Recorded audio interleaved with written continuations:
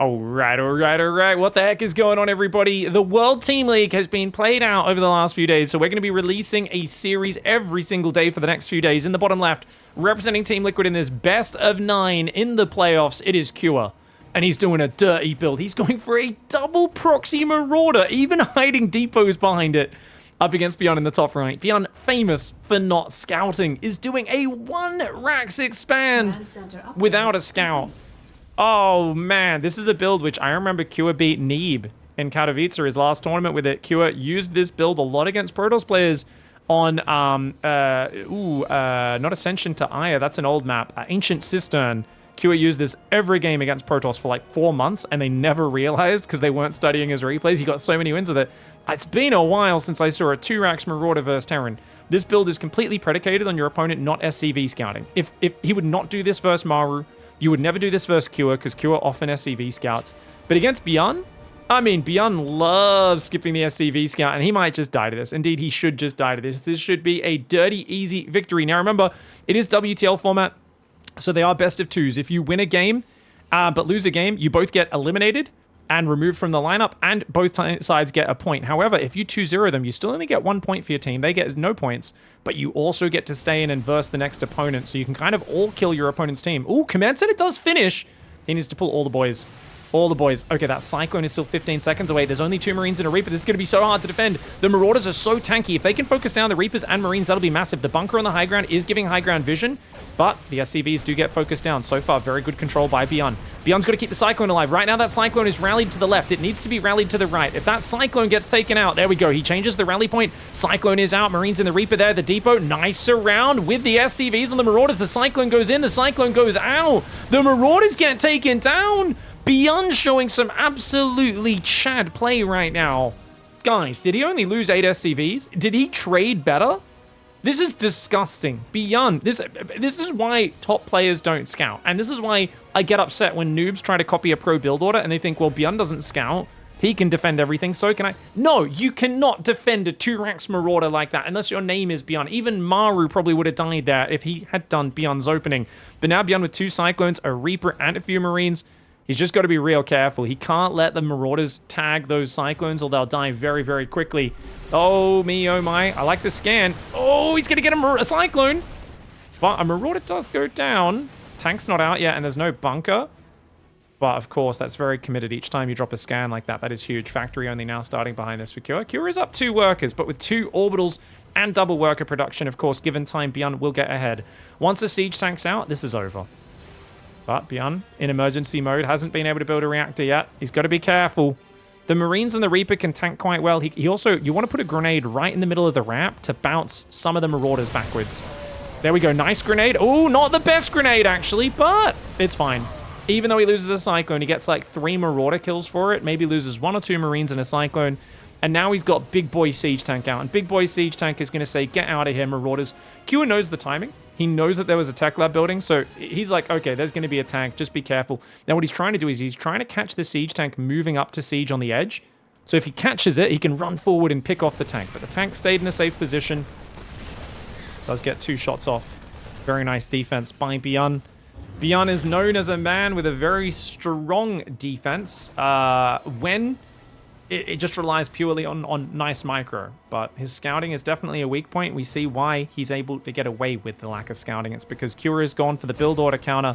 Hasn't worked out. Oh, the Reaper came in and killed the SCV, putting the command center. He's going to kill the SCV on the starport as well. Oh, Byun with a single Reaper. Absolutely diddling Cure here, getting 4 SCVs. Cyclone does defend before the 5th can go down. But remember, Byun's already on 2 bases against 1. Yes, there's 3 command centers building right now, but Byun's going to be building tanks and Ravens. He doesn't need to worry about being behind on a 3rd command center because he can just build tanks, build Ravens, go for a big push, and he's even got 8 Marines and a medevac to pressure in the meantime. Trying to get rid of the unashamed pervert barracks, floating back and forth. And how do you survive here as Cures is the big question. Because you floated your 2 barracks home. Well, you've lost 1 of them, actually, so you've only floated 1 home. I mean, you've got 5 Marauders. I do like that he's building a medevac. I think he's realized healing these medevacs to full life. They're very tanky units, but he should definitely let them heal before he gets in the bunker. It's still going to be tough, though, man. He's building a Viking and a tank. He's trying to make a reactor on the barracks. This is a long shot. The Raven tank push coming. 3 tanks, about 8 Marines. A Raven. Second Raven's on the way. There's no interference matrix. Do you even need it, though? You could just spam auto turrets and probably jump on top with your own siege tanks. Q is going to get his tank up forward. This bunker, all it's going to do is buy time. So he can basically unload and sell the bunker right now. Is Q's best move. Does he get the refund in time? No. Yes, he does. Oh, no. One last shot does get it. Byun takes a siege tank shot in his Marines, though. And Byun does chill for now. His own third command center is almost complete. He's up 8 workers, so even with the slower third command center, he's in a great spot. Second and third barracks building. Double engineering bay goes down. He's on 3 gases, soon to be 4. And of course, Cure is basically saying, how can I possibly get back in the game? He's thinking about a Cyclone Marauder drop. Not a bad idea. It's fast, it's efficient. The problem is, what if Byun still commits to this push? And now you're missing units. You're already very low on units. You're going to need to pull SCVs very fast if Byun shoves. Third command center down there. We've got 5 barracks up. 1-1 upgrades are on the way. Marine tank Raven here on the right side. Okay, we've got extra barracks now coming down, as well as interference matrix defensively for Cure.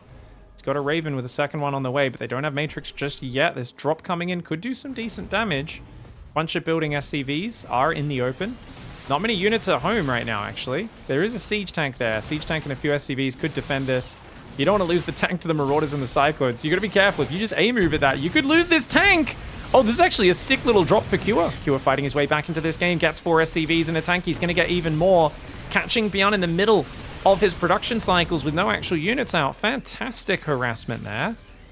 Exactly what Cure needed to get back in this game. And yeah, he's kind of stuck on 2 bases for now, but with an even worker count, it's like, okay, you're a bit behind on the production. You're a bit behind on the upgrades. Well, a lot behind. You're going to be about 1.5 minutes behind on those upgrades, but if you're finding little bits of damage, little bits of obstruction, that's not too bad. Byun pulls SCVs from his natural to build those barracks. But Cure already getting another couple of SCVs here. Byun's got to be careful. He had a great start to this game, dude. Really got away with murder. It would be a shame to let this game slip away. You really feel like you've already cheated death in this game. You don't want to just give that up. It always feels great as Cure if you're like, well, I thought I had the build, and then I thought I was going to lose. It's the most frustrating sort of loss, but then I fought back into it, and I macroed really well while doing little bits of harassment. I've actually managed to spoiler-free all these games, by the way. I am casting them after the fact. I do mostly know the overall results in terms of which teams came out, because I do know who was in the grand finals. Full disclosure on that. So, but I've purposely hidden the game duration and the lengths to try to make myself as suspenseful as possible in both the commentary. That goes down. The auto turret distracting, so the drop is no more. And the auto turret harass comes in. There was a turret there. There is a Viking that can hunt it down. The Marines trying to deal with their 7 SCVs fall. And if that Raven gets out, that would be very silly. No way. He's going to get out. Little drop on the right side finds a Marine. It is a double drop, mostly Marines and a single siege tank.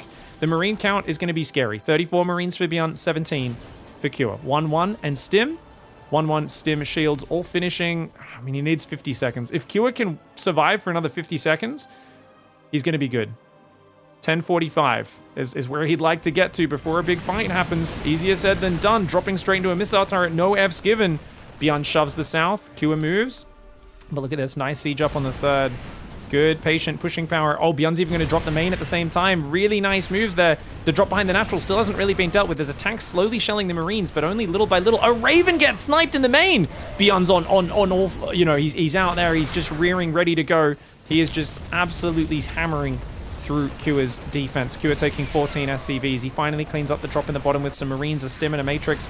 Byun tries to drop on top of the siege tanks. The Raven's trying to get back there to cover them. Not getting there in time, though. One of the tanks goes down, and that removes a lot of control of this base. Behind this, Byun has a 4th base building on location. He's up on 70 workers. His 2-2's almost there. Second factory is building. Takes out the Viking as well. And Cure having to lift his 3rd. This is pushing him so far behind. And this is what TVT is about. It's about positioning. As brutal as the attacks can sometimes seem, all you need to do is set up in a forward position where you deny their mining. It's Cure's problem to deal with. And Byun simply gets to mass up more Marines, more tanks. His better upgrades are getting further and further ahead, while the engineering bays have, of course, completely stalled out. No armory being built in this game by Cure, who is completely broke. Doesn't even have the gases on his natural here, or the 3rd rebuilt. His third, in fact, looks like it has to float down to the bottom right. And when you're down in both tanks and marines, you have no advantage. There is no advantage for Kua in this game. He is going to need to use some god tier play to fight back into this one. Byun used that marine momentum and that multi-prong so very well. And oh, Kua pushing onto a bridge. A lot of marines go down to that big volley. Now, Byun does try to chase. A little bit ambitious for him. Takes out a tank. Doesn't quite get the second. And saves 7 of those marines, pulling them back. Drop going out to reinforce the right side. Kua's trying to get a little bit of control over this map. He's taking the gases on the natural, transferring workers to that third, trying to rebuild. He scans a fully saturated fourth and the army on the left. And he realizes this army's bigger than his as well. So Kua's basically just scanned. He's like, I'm behind on the left. I'm behind on the right. You have a fully saturated fourth. My third just started mining. Essentially, what he realizes right now is all he can smell in this game. It's not the smell of napalm. It's not the smell of victory. It's gooch. That's basically all he can smell. It's not a great smell. It definitely doesn't smell like victory. A bit of a weird interference matrix there. Kua's going to try to stem and defend the position. The tanks get some decent shots, but he doesn't guard the tanks well enough. Those go down, and Byun is happy to take that trade. Still ahead in the Marines, now up 5 siege tanks. He is playing a fantastic game of StarCraft. I love that these tech labs are still alive in the top left, by the way. 3-3 upgrades started. The armory has still not begun for Kua. So the Marines getting 3-3, that's a win condition. The tank count advantage is kind of a win condition. Drops out positioning him also could be game winners. And we're going up to 8 barracks with reactors behind this as well. So, I mean, Byun is just so far ahead in this game. I think he's realizing he can indeed stim for the win, baiting the Marine Marauder into his tank line, and then going back in with his own Marines. Good in and out micro for Byun. The man is an expert at getting it done. On the left as well, he's realizing, hey, wait a second. If I just do, remember guys, the 3-for-1 rule. If you siege 3 tanks in range of one of their tanks, you can one-shot their tank. It'll only get 2 shots off, so it won't even kill one of your siege tanks. So you can just keep inching the line forward. Kua has been choked out of game 1. All right, guys. Game 2 up here. Kua, he's looking pretty good in that last game with the almost comeback, but I think after that start, you've got to have your confidence hit a little bit. Byun already getting a point for his team in the bag. Now, if he wins this game, they don't get a second point. They don't go up to 2-0. It just denies Liquid from getting a point, and it will eliminate Kua, whereas Byun can stay in against the next opponent. So getting the 2-0 is still very valuable in terms of, you know, you're denying their point and you're keeping yourself in to face the next opponent from Team Liquid. Team Liquid, of course, have a pretty good lineup. They've got Mana, they've got Clem, they've got Elazer. Who else am I forgetting? I feel like there's another player who I'm forgetting. Shopify Rebellion. Byun has Scarlett, Harstem, Lambo, and I believe... Is that it? Or is there one other for Shopify Rebellion that I might be forgetting as well? It's pretty good lineups for both sides. Usually Basilisk and Onside do come in as, I think, the bigger favorites to win the whole season, but both of these teams could get to that grand finals, could take out the whole season. Good Reaper micro so far. Kua. Oh, careful, mate. Just realized I don't have my observing hotkeys on. I was testing out FPS games in the arcade before. Apparently after doing our StarCraft Marine video over on my main channel, people were saying, oh, you did realize there's a whole bunch of FPSs already in the StarCraft arcade. I went and tried a few of those this morning off stream. Not that clean. A lot of them are third-person shooters, not first-person shooters, but they are pretty fun. Definitely something I want to experiment with a bit more. Anyways, 3 Marines. It is a 1-rax expand again. So I think I love that Byun, after getting a defense against a massive all-in, is like, I'm going to do the same thing again. Just a greedy 1-rax expand straight into that third gas, which is so important. So you can just get up your Raven tank production. Now, it's not like Q is in a bad position, because he also did a 1-rax expand. And he's actually gone 3 CC. So Q is playing an incredibly greedy build. But notice, with no gas on the natural, he's a little bit more mineral focused for now, with the bunker and the third command center. Whereas Byun's going to be able to do a little bit of a medevac pressure, and then he'll be swapping into Tank Raven, no doubt. A depot at the front. Now that is peculiar. Can't say I've seen too much of that one, guys. A depot at the wall off in TVT. Very rare. Maybe just wants a bit more vision.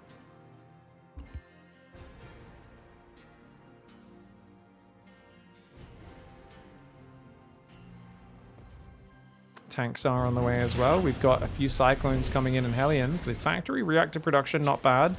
Just enough gas to start a Raven there as well. This is a pretty well ironed out build for Kua. got his own third gas now mining. Looks like he might be playing full mech.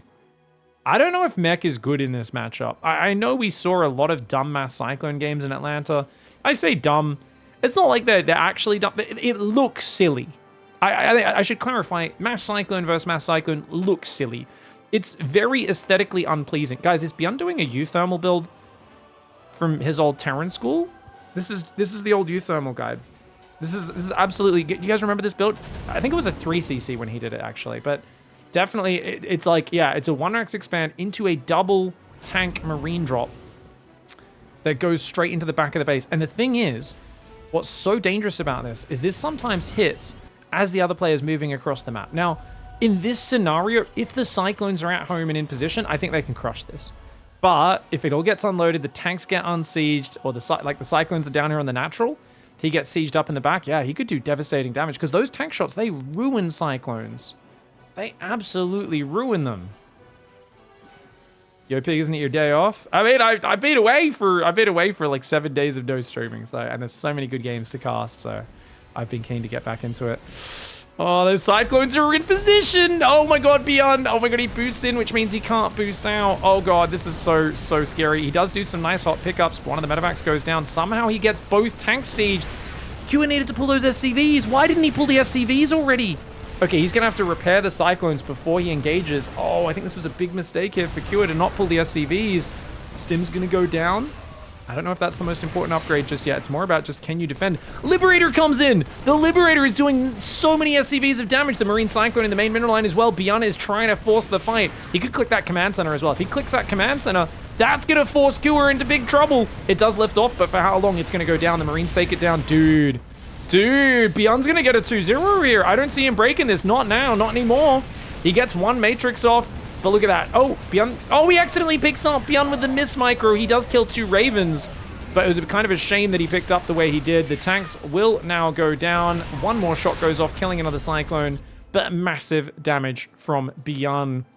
And this is an older build from... I don't know if anyone could find the video in Twitch who's watching live of that old Terran School video. I would love to study the differences, because that's like a 2018 video, I want to say. 2019, maybe. And yeah, it was like a very peculiar build order, but this looked very similar to at least how I remember it. I think I tried it only once or twice myself, so not a build I really know the tiny details of, but the idea of doing a greedy 1-rax expand and then still at like 5.5 minutes having 2 medevacs, 2 tanks, 8 Marines running, it's just a peculiar push, and it does delay your barracks, your engineering bays a lot, but it's so rare that you see a build like this, and sometimes it's those rare builds that are the most surprising.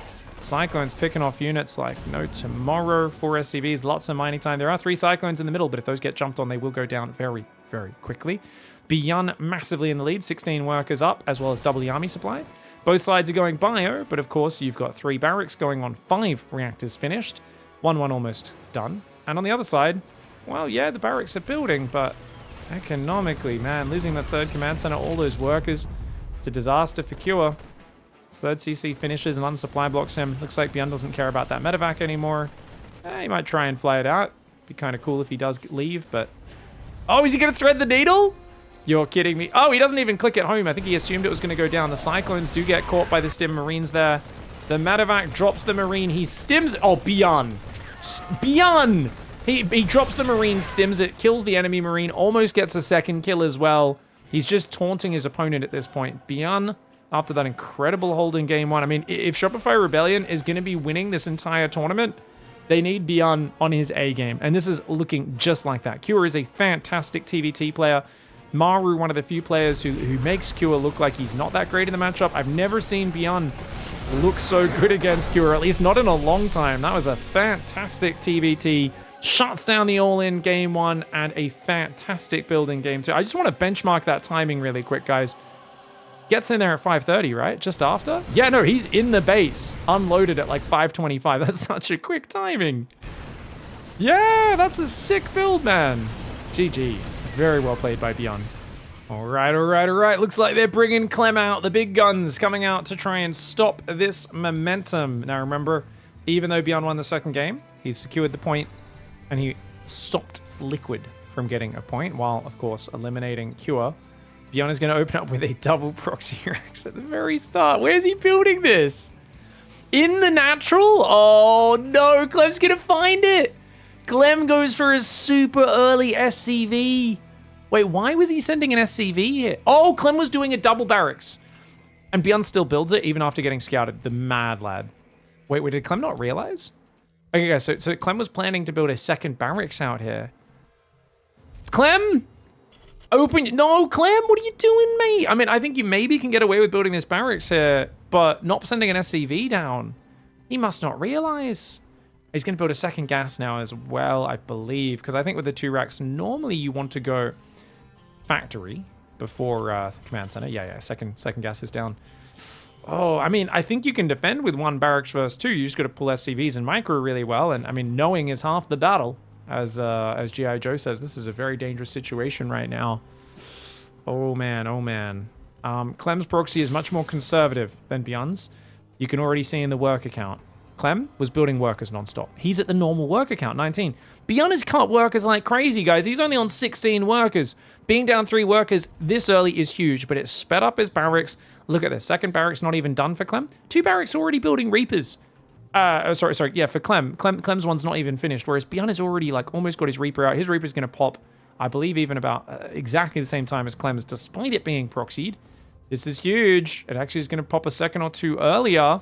His Reaper's out. It's Reaper versus Reaper. They're about to see each other. No, they aren't. Yes, they are. He goes north. Clem sees it. Clem sees it.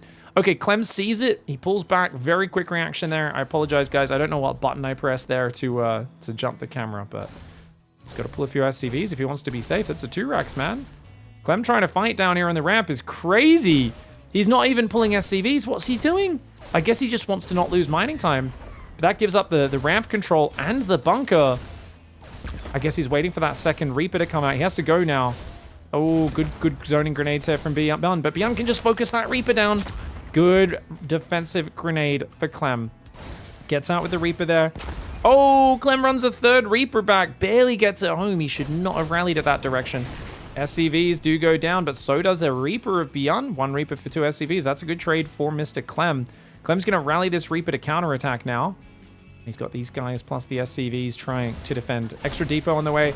Oh, Byun pushing in here is crazy. Oh, Byun, you mad dog. He gets a Reaper, but it costs 2 of his own. That's a bad trade. He's trying to force Clem to be on the defensive, but that is not going to work. Clem rallies a Reaper in, and he's going to get massive, massive damage. Byun has gone from crushing an all-in game 1 against Cure to now trying his own very aggressive build order, and it has not paid off. I mean, I love the repair here. He is limiting the SCV kills, but look at that. Grenade interrupts the repair there. He's going to have to turn to repair that SCV. And looks like that Reaper will go down. Doesn't quite get another one. 3 SCVs and lost building time on the factory, though. Not too bad. And, oh, Byun comes out with a Reaper, but it's going to go down, I think. Yes, it does. The grenade is second too late. No command center for either side. They're both on 1 base. Clem is up 2 workers, but there we go. Byun's command center goes down a little bit earlier. Clem going to start his on the natural, though, which I would say I'd rather have my command center 5 seconds later, but on location, so you don't have to waste time floating it down. And the barracks will float home rather than going for the scout. The barracks is always valuable, you know. It is 150 minerals. Bringing it home does add to your follow-up, which can be fantastic. At the end of the day, yes, Byun's build failed, but what is the disadvantage? The disadvantage is this. The reactor's already built. He can start building more add-ons with his barracks in the meantime. And he's also already got a medevac Cyclone Marine Reaper pressure coming. Byun's got 2 Hellions and 3 Reapers. It is no match for 2 Cyclones, 3 Reapers, 2 Marines, and a medevac. You gotta be careful, Byun. Yes, he's building a Cyclone. I like the Banshee. I don't know about Cloak. That is a risky choice. Raven will be coming up next. The barracks are not choosing to build add-ons. It is actually Reactor Cyclone coming out for Clem. Clem's gonna start trying to siege this natural. But Byun wisely hanging out on the high ground. Oh, he gets 3 Reaper kills. An amazing start to the fight there for Byun. I think a wise choice to pull back as well. Let his Reapers heal. Let the Hellion potentially heal as well. You do not want to lose this Cyclone. Oh, but Clem's micro is slick. Oh, it's slick. It's sick. Clem doesn't pick up that Cyclone, which was a little bit surprising, but still gets so many kills and gets out of there. Units lost tab. 1,300 resources for Byun, 900 for Clem. And not that, Clem has seen that the starport's upgrading. Now, that could just be interference matrix. But if he plays it safe, he will be getting his own defense. I mean, he's got a Raven out with a second on the way, so I'd say he should be well set up. But what if these two Cyclones move across the map? What if this Raven moves across the map? If so, the Banshee could find massive damage. Byun could get back in this game. Question is, if that's the case, how does he defend the Cyclone Raven at home? He's got two Cyclones, a Marine. He'll have a Banshee popping out. Third command center's on the way. Byun is trying to crawl back into this game, but Clement will not let up the pressure. And Byun, I think he just F2'd that Banshee home. That's got to be a mistake. There is no way. And he's going Hyperflight Rotors. Byun's trying a bit of a meme build. Cyclone Banshee right now with speed. Cyclone, Raven, Marine over here. Ooh. Oh, my lord. Okay. Oh, good lock-ons from Byun, but his Cyclones have gone down. His Banshee goes down. Unable to take out the Raven for the detection. Cloaking his Banshee wouldn't have even made a difference there. Clem is going to get a point on the board for Team Liquid. All right, guys. Clem winning that game. But guess what, guys? It's happening again because Byun's an absolute savage. This man is actually crazy. What the hell is this, dude? What the heck is this? A double proxy Reaper, once again, both on 15. Look, guys, he's on 14. He even cancels an SCV. This is the fastest possible double proxy Reaper all in. Byun is going to try and kill Clem with Micro. And remember, they'll be playing on either US West or US Central. I don't know where exactly, which server this game would be on, but it would be a server where they both have lag. And you could argue it's hard to be the aggressor, but I would say, hey, if Clem reacts a little slowly, it's harder for him to use that insane Micro to get out of trouble. Byun here, no second gas just yet. I guess you can't really afford it because you want to go Orbital plus Reaper, right? So he goes Reaper, and you can see even the Orbital is delayed. There we go. He's got 150 minerals. Okay, does start it. Clem is not scouting, but he's going double gas, which is a safer opening than a 1-Rax expand, but still, this is so dangerous, man. Isn't Clem the Terran micro god, says chat. Yeah, I mean, Byun is the original. He's the daddy. Clem is the young gun challenging Byun for his micro god. I would say Clem is the fastest player in the world. He's faster than Byun at multitasking. Is he better at direct micro? I don't know. I think they're very, very closely matched. And I think it's not necessarily just who's the best micro. Obviously, it's like you can catch the other player off guard. It's going to more than make up for any slight skill difference. Reaper's looking for it. Reaper's looking for it. He's going to leave. Get out of there, Clem. Shoots the Barracks. Does take a shot himself. He's not pulling those SCVs again. Now, most people swap to Marine production here. Clem, I like the grenade, but he only hits one of the Reapers. Didn't really bounce it either by the looks of it. He's pulled a few SCVs. Doesn't want to lose too many SCVs. Byun's focus fire is pretty slick. Oh, he bounces his own guy, but he does get 2 SCVs already. He's got to get out, though. Byun needs to leave. Byun needs to leave. He should know the second Reaper's about to pop. You have to get out of there. Obviously, giving up the high ground kind of sucks, but a wise idea. 3 Reapers out there. Byun's going to go for the factory behind this. Cyclone building immediately for Clem. If Clem gets the Cyclone out, it shuts this down. The Cyclone is such a big damage dealer in these scenarios. Good grenade, but look at that. The Reapers, if they can focus fire! Oh, he's already got one of Clem's Reapers. Clem's DPS is so much lower. Notice how Byun just keeps moving, so the SCVs can't really kill him. But the Cyclone's out, and a Cyclone can beat this. It gets 2. Oh, if Byun pulled back after the Reaper kill, he might have been able to go in now with 4 or 5 Reapers and then kill the Cyclone. But the Cyclone gets 2 kills, and it gets repaired back to full life, and that is a game changer. Clem should be out of the woods now. He should be out of the dark. He lost a bunch of SCVs. It's not cheap. I wouldn't say he's like ahead or anything like that because, yeah, Byun's command center is later, but it's on location. You know, Byun still has a decent little Reaper force out there. He's building a reactor behind this on his factory. I don't think it's a bad position to be in for either side. I think the fact that you're just alive and you've traded quite well army to army, at least as Clem, you're okay for now. It's hard to counter pressure.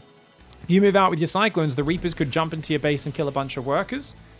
If you don't counter pressure, Byun could be going 3 command center. Uh-oh. Ooh, good catch there for Clem. Gets himself a Reaper. Byun's got to be careful. You can't be giving up 3 Reaper kills like that. You could try to turn around and kill this Reaper of Clem's. It's unlikely you'll catch Clem not looking, but yeah, there we go. Clem's so fast, man. Byun's looking for the pickoffs, not finding it. He does go right. I like the way Byun goes right. Doesn't just let himself get pushed home. He's like, I'll threaten the counterattack. But you know what? He is looping home. So if Clem keeps attacking, he's going to join up. Cyclones from the front, Reapers from behind. Byun wants to give him a bit of a sandwich. Medevac and double Cyclone on the way for Clem as well. That command center, the old 99%. No, it does complete. Those Cyclones aren't quite there. Reapers are ready to come into the back door.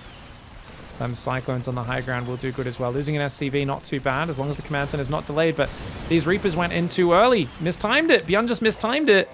And he does lose a Reaper there. I mean, he kills one of the units with his Cyclones, but doesn't kill the Cyclones of Clem. And that's big, because they're both on double Cyclone production. There's a Liberator for Byun. I like that. You know there's not really any Marines, so if you catch him when there's no Cyclones popping and you guys are fighting on the map, that's really cute. Byun is building the BM barracks there.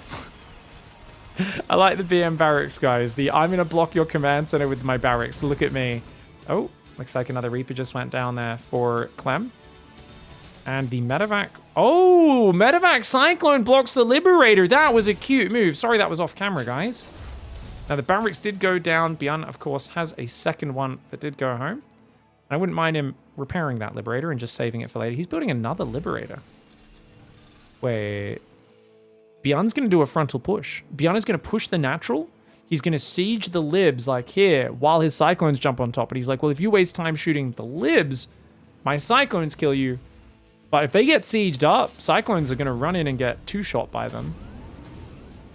I don't know how effective this is, but yeah, he's got... Oh, no, he's going to double harass with it. Okay. So notice he's waiting with the Liberator. He doesn't want to go in. He wants to wait for Clem to push him and then backstab him with two libs. Unfortunately for him, he gets caught by two Cyclones. He's going to take a ton of damage there. So that Liberator's almost dead. Clem won't know about the other one, though. Oh, Byun, you big boy. Remember, guys, if Byun wins this game, they're going to go up 2-1. Whereas if Byun it loses... It doesn't matter. It's going to essentially be a 1-1 situation for both sides. So, because this is the second game, you know, Clem's fighting to keep his life alive and eliminate Byun. Byun's actually fighting for a point. If Byun wins this game, he gets a point for Shopify Rebellion. And we're going to go to 2 fresh players. But oh, the Cyclone combat drop. Auto turret's good in there as well. One Raven goes down, but he keeps the other Raven alive, does Clem, and he kills 2 Cyclones. Hasn't lost a Cyclone of his own yet. I think that's a really good trade for him. But, oh, dropping Cyclones forward, it can be effective, but Byun's taking decent micro on the D. He needs more units, though. The double lib comes in, 1 in the main, 1 in the natural, getting pretty big damage right here. It's so hard to siege on that. The auto turret will do some damage. The Liberator, does it die to an auto turret? I'm not sure if an auto turret can kill it. It looks like it can just before the auto turret runs out. Nice to know that an auto turret can defend a Liberator on its own. SCV repair for Byun is good. Clem is down in the workers. He cleans up the main as well. 8 workers went down for 2 libs. Cost for cost, it's not the greatest trade. Byun is trading worse, but he's able to trade worse because he's got a 3rd on the gold finished. 3rd's just finished for Clem. 12 worker lead as well for Byun. If Byun can grab some workers, get him on that gold, get him on that rich purple gas, that'll be massive. And Clem is about to find that base and realize, oh me, oh my, you have been a naughty boy. I cannot let you get away with that base.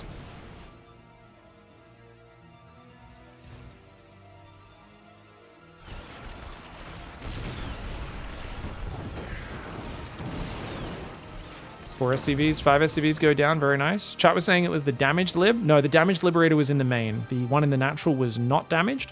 Maybe it took a little bit of damage from a Cyclone or Marine or something, but I believe it was on full life when the auto turret got on there. It's 180 hit points with, I believe, 0 armor, a Liberator. You guys can crunch the numbers. I'm not sure how much damage an auto turret does if it's just left to do its damage, but I think it does do that much. Cyclone's coming in for some damage. We've got a bit of a flank coming in for Byun. Byun's getting locked on, though. Auto turrets do go down for both sides. Clem's a little bit quicker, though. Clem's auto turret's a little bit quicker. The Cyclone comes in from the top left, but Clem crushes. He absolutely crushes that fight. Dude, Clem just destroyed that fight. And he denies Shopify Rebellion getting a 2nd point and eliminates Byun, while Clem gets to stay in, keeps his life alive. He's going to force out Shopify Rebellion's next player.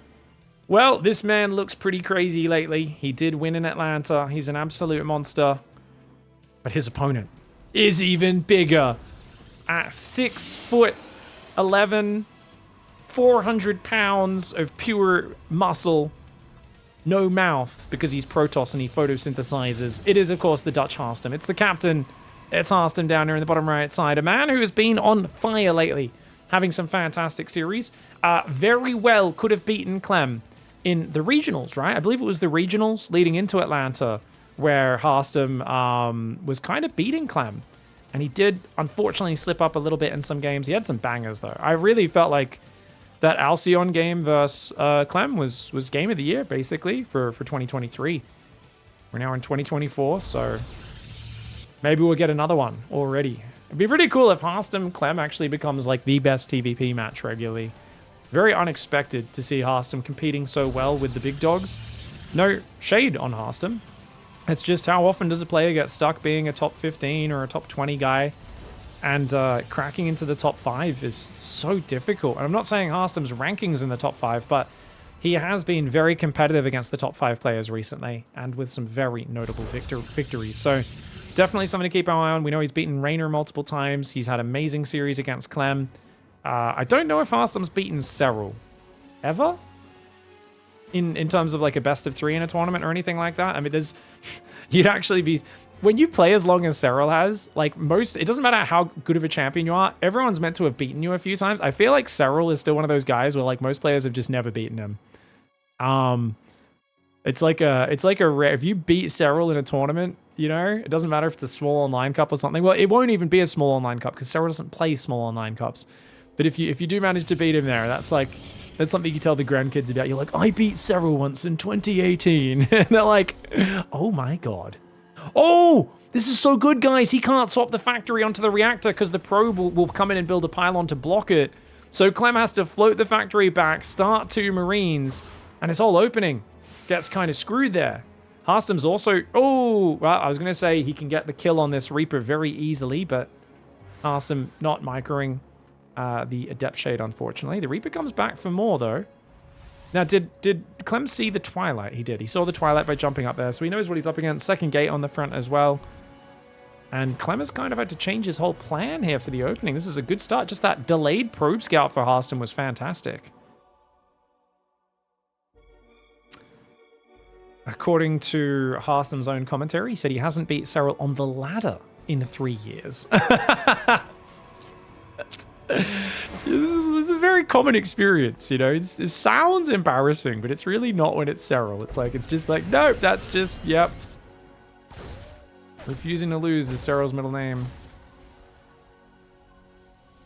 Reaper does slow down the third being taken slightly, but keeping the probe alive. Good reaction by Harstem.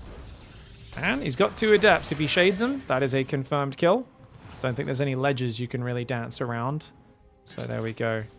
Unless you time out the bounce perfectly, but he ends up bouncing himself, not the Adept. It's very hard to pull off. The way you have to do it is if they click the shade on your Reaper, you need to throw it at your feet, stop, and then you need to basically get the grenade in between the Reaper and the Adept to both bounce the Adept to stop it attacking immediately away from the Reaper and bounce your Reaper away from it. It is one of the most impossible things to pull off unless you're at pixel perfect and insanely good reaction speed. Widowmine drop in the main base. Hello. Good probe split. I like that. Clem's just like, hey, all right, no worries. Mining time's good enough for now. And you got to leave just 1 unit in position because otherwise he'll just keep changing targets. Widowmine drop hitting there as well. Marines and a Cyclone on the third. Oh, interesting. Good on Burrow. He's going to go back to the main. He's denying a lot of mining time. Stalkers and the Adepts are kind of stumbling into this fight, and that's a good fight for Clem because look at that. He gets the lock on the Stalker. Widowmine in the main. Oh, good spready, but dude, Clem's multitasking. He just refuses to let the Widowmine blow its load. Now he's like, okay, cool. I'll kill the Adept, and then I'll hide back in the corner. There's a Liberator coming in as well right now. So this is not the Marine tank push, but it's kind of like a variation of that where this Liberator can siege here. The natural is wide open, and he's going to siege right on that natural. Very well done. The Marines do start to get hunted down, though. Harstem does a good job. He kills 7 Marines, a Reaper, and a Widowmine, but the Liberator is now there, forcing a recall. I'd love to see Clem unsiege and pull out, and indeed he does. Look at that. He takes a volley from the Stalkers, a second one as well. But look at that. Widowmine in the main also. And Harstem's multitasking has been pretty good, but Clem is a D-bag, and he picks up the Widowmine and keeps it alive. I mean D-bag in the most respectful way, by the way, guys.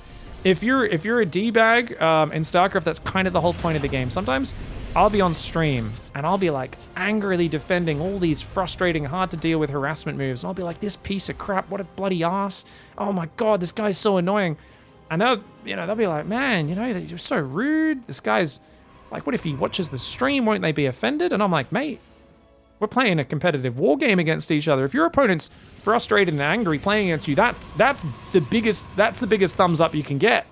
If your opponent's going, man, this is frustrating and hard to play against, that means you're playing the game correctly. That's what you should be looking for. Don't go into someone's stream after you play a match going, oh, I hope he says, oh, he played well, thumbs up. That means they destroyed you. If you guys are doing something competitive and your opponent's like, oh yeah, you did really well, pats on back, you know, real nice, inauthentic response, that's the worst compliment you can get. You're like, does he feel sorry for me? I think he might feel sorry for me. This is an insight into the insanity of competitiveness, but I think there is a sort of logic behind it. Third command center is on the way now, so Clem playing pretty chill. Very safe setup with that building placement, the tanks behind the wall off. And I love these 3 little harassment units set up there. Now, these are basically a skill check. If he F2s, yes, the Liberator will stay alive, but because it's siege, but the rest will run in and die. The Medevac, the Mine, the Raven Breeze, if he saves these up, he can come in with 4 auto turrets, just pop them down, kill his shield battery, kill a ton of probes. He could do a Widow Mine drop. And the thing is, Harstem also can't F2 because he has to leave Stalkers down here, doesn't he? So this is actually, it's who's going to panic and hit the F2 button first is going to be quite punished in this game.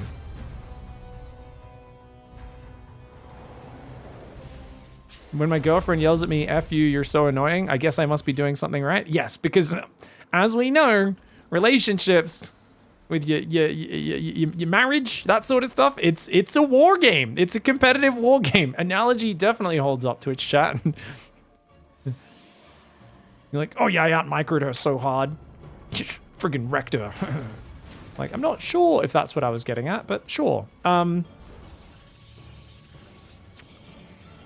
like the vision for Harstem. This is something Harstem does very well. Observers, zealots on towers, cleaning up the Marines. Clem's trying to get some free vision. He's going to see this very early 4th base. That's a super early 4th. So this is a mass zealot style, guys. 8 gates, double forge. He's got a few immortals and sentries, which means it's not like just mass zealots. But I very rarely see this style win. That Harstem's doing, because this 2-base push comes and you're just so high on workers. Ooh, cute Liberator Siege. I like that kind of surprising angle that he came out on with that Liberator. The Mine Drop is available on the right side as well, but look at that big Zealot warp in goes into the main. Looks like Prism took a bit of damage, but nothing too crazy. He did warp in a lot of Zealots though, so he's gonna try and run those out of there. Maybe trying to recall the Zealots. He'll save 2. Oh, he saves 3, actually. Not too bad. Buys himself a bit of time as well. Harstem needs to stop probing, though. I think probing right now is utter insanity. Right? If he can defend... Because, I mean, I feel like you need a lot more Zealots, and you need to be doing run-bys. I think he needs a run-by on the right side to hit the natural, because he knows about the Prism. You know he's going to be pretty ready for that, especially the 2 Widow Mines. Please don't fly into that, Harstem. There's still a Widow Mine drop on the right. Looks like the Raven is banking up a crazy amount of energy. You can go triple turret. Triple turret will not care about your shield battery. He's just going to go double for now, which is enough. Few Zealots coming on the right side. I like Harstem's multi-prong. He's buying time really well. He's doing a very good job of being a nuisance, and that's what you want to do. You got 77 workers. You want to just buy time to make more army. Robobay on the way, but for now it is a Stalker Zealot force that this is all about. The Widow Mines will get a little bit of friendly fire, but mostly hitting the Protoss units. I do like the way Blink tried to dodge some of it, though. Zealots clean up a few of these Widow Mines, Ghosts, and a Marauder or 2, but the Stalkers going down is expensive. And, oh, Zealots in the middle of the map do stumble into the enemy army. It's not the biggest army for Clem, as he's had to split up his forces, but Harstem doesn't exactly have a billion Zealots on the map either. The force fields are pretty good. Those tank shots are going to be devastating, though. If he had a wave of Zealots coming in, maybe. But right now, it's tough. And, dude, Clem is still not F2ing. Still got the Raven there and the Mine Drop there. The Liberator did get taken out, but that's still very impressive. Harstem has an Observer seeing everything, but with no splash damage, it is hard to take anything approximating a good fight. I mean, he's up 15 workers. He's got a decent econ. 2 more turrets come in. Get a Stalker kill and 2 probes. It's decent. Looks like the Widow Mine drop went down in the back at the same time. The Immortal Sentry plus the Battery Overcharge going to try and hold Clem back. A few force fields would be great here. Clem, very far forward. Even stood and fought for a second like a mad lad. Zealot drop coming back in on the 3rd base. Harstem's doing this dance really well. However, we can see that Clem is trading better than him, so I'm not sure if Harstem can continue to hold on to this 4th base. Oh, these tanks are doing a lot of damage on these Stalkers. They're starting to fall. The Immortal, I like the Immortal on the right side clearing the siege tanks. He's going to get rid of the tanks. Is Harstem? Oh, that one tank still alive. That one tank doing a lot of damage right now. Finally, Harstem's going to take it out, but not before it's done so much annoyance. Units Lost Tab tells a story. 3,000 resources in favor of Clem. That being said, Harstem has a 5th base on the way and 81 probes. So Harstem is doing, I don't even know what you call this, a bloody amazing job of keeping up this big economy. I didn't think he'd defend the big 2-base push. And to be fair, it wasn't a committed 2-base push. If it was, he would have died. He had an observer. He knew it was a 3rd command center. He knew that Clem was behind in workers, but would keep building them. And those 1-2 upgrades against 1-1 are in favor of him. Great Widow Mine shot there for Clem, but he lost a few Widow Mines that didn't fire. So it all evens out. And Widow Mine clear up happening with the Immortals. Having 3 Immortals in the core of your army is great. Plus 3 armors on the way as well as +2. Where is the Colossus production though? Harstem's building Prisms right now. He's not really focusing on the gas or the Colossus. The Raven came in and killed another 2 probes. That's been such a nuisance this game. Battery overcharge trying to save the Immortal, and it does. Oh, that's excellent. Big Widow Mine hit though. I felt like Clem manually targeted that. EMP lands on the Observer. It goes down to the Viking. Lovely pickoffs there for Clem. His kiting is exceptional. 3,500 resources in his favor. The Immortals are the one thing giving Harstem some efficiency here. I feel like if he can get a Colossus out, that could be a game changer, but if you can't get that Colossus, it's going to be a problem. The auto turrets just keep coming in on that south side. That Raven has forced 2 shield batteries. It's killed 10 probes. It's forced lost mining time and killed a Stalker. That Raven down here has just been chipping at Harstem's economy little by little. And guess what? Clem has a 4th. It's landed. Clem has a planetary going up there, a 2nd starport. He's just pumping units off 8 barracks. EMPs are very nice, activating all those Immortals shields and clearing them. Oh, good hot pickup on the sentry. Harstem showing some finesse there. And his first Colossus is about to pop. But he never put back on gas on this natural, or in fact, he never even started mining. So Harstem's only been on 3 gases this whole time. 5 base economy, 3 gases. He did mine a little bit of this 4th gas, but he's mostly pulled off that. And that lack of gas is hurting him. If you could get a big Zealot run by going, it might be nice, but Clem's ability to just not take any bad fights, his mobility is wild. When you lack the Colossus, it feels like, you know, the Terran can kind of poke in and out, just non-stop picking off your units. First Colossus is here, but look at that. That red hit point Immortal from earlier does go down. Battery overcharge is gone. The Stalkers, the Immortal's getting hammered down here.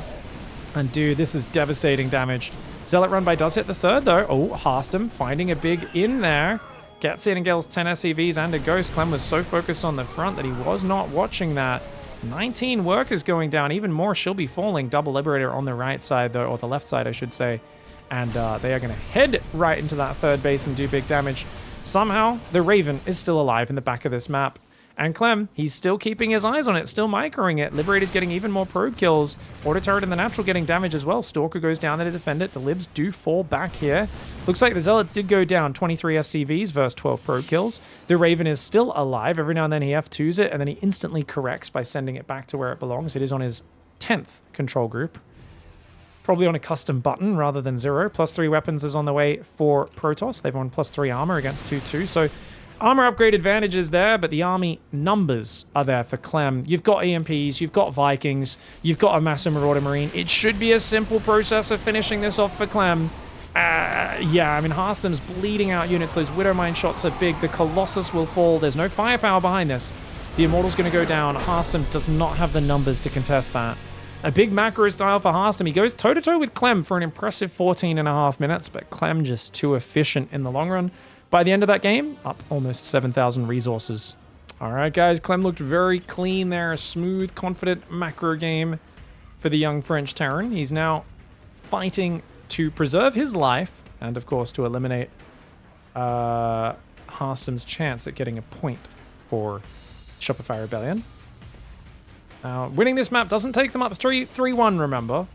It will just keep the score as 2-1, but it'll allow Clem to face off against the 3rd opponent from Shopify Rebellion. I mean, that's going to force out, I'm not sure who. Scarlett, quite likely. Could be Lambo, could be Scarlett. Now, keep in mind, there is a revival after that. Since it's a best of 9, some of the teams only run a 3-player roster. Teams like Basilisk, with, you know, their roster. So there is a revival of a player you can do at that point. And then if it ends up 4-4, then we can go to the final ace match, which I believe you get another revival, but I think it has to be a separate player who was revived before. You guys can confirm in Twitch chat. And then you play a best of 1.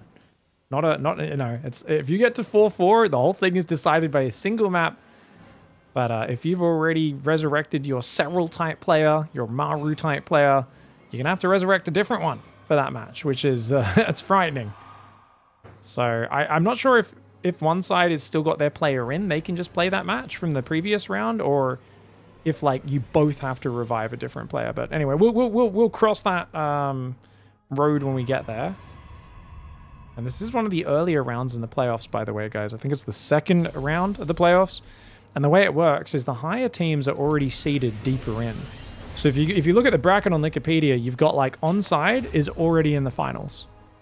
And then Basilisk, the second team from the regular season, is already in the match before that, right?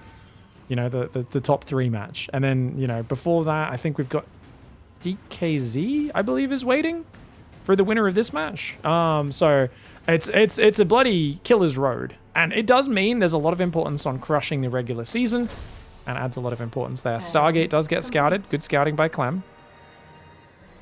I like that Harstem's been going for this kind of like delayed scout with the probe. Checks out and goes, okay, reacted factory. Then he's thinking Hellion. So he's scouting for a proxy starport that might make medevacs. We know it's just 2 cyclones into 4 Cyclones? Sorry, I try not to just shout too much into the mic like with a dumb testy pop, but I got excited there. So pretty crazy pressure. With his shield battery and 2 stalkers, he can defend this.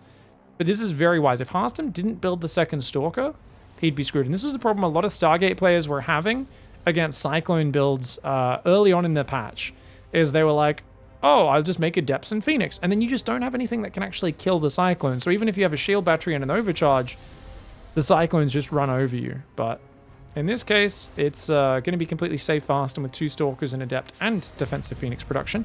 Now, it is 4 Cyclones, but he's just chilling. He's not actually using them aggressively. Clem is now going 3 racks before Starport.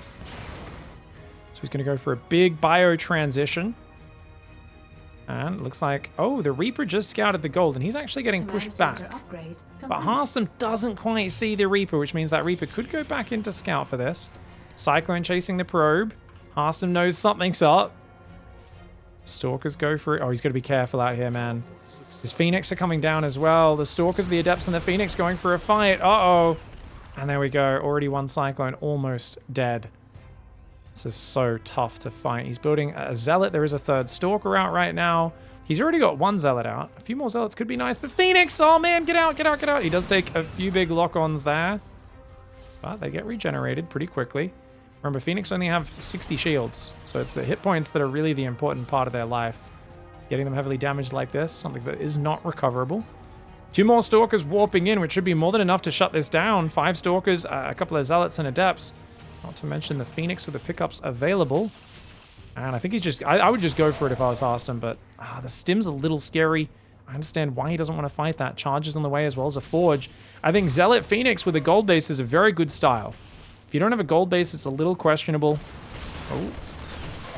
Oh. Second stim for the Marines. The Phoenix are going to have to commit. I think they have to commit. He doesn't want to lose his Phoenix, but he has to commit. And, he loses 2 Phoenix. If he can get the 2 Cyclones, I think it's okay, but easier said than done, isn't it? Oh, another Phoenix almost goes down. Cyclone gets picked off, though. Nice Stalker micro for Harstem. Careful, though. Clem's got Stim. He's got Shields and +1 almost done, and Medevac's almost out. So as this Bioforce builds, it'll do very well versus these units. It's once armor and +1 armor and charge comes in. And now with a fully saturated gold base and the purple gas, which also counts as 2 gas geysers, remember. That's pretty amazing for Harstem.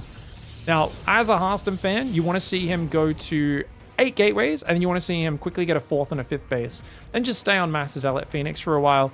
And because of that gold base economy boost, maybe Archons as well, using that extra gas.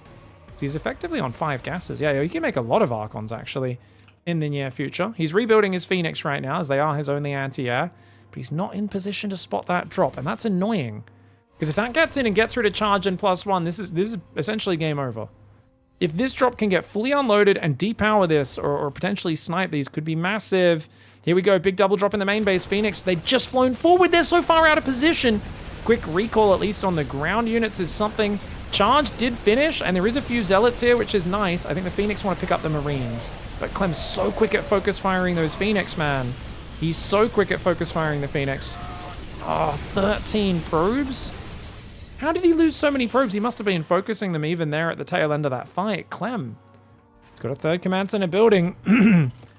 And yes, the gold base is the saving grace for Harstem, but he's having to now rally probes back. It's always awkward when you send probes down to your gold. Now you're rallying them all the way back to your main. So much travel time, much less mining time.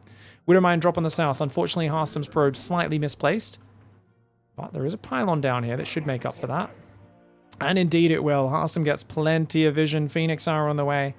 Clem needs to go straight towards the gold base if he wants any chance. But with a cannon there, nah. Phoenix will be slapping this down in no time. Oh, one of the zealots does die.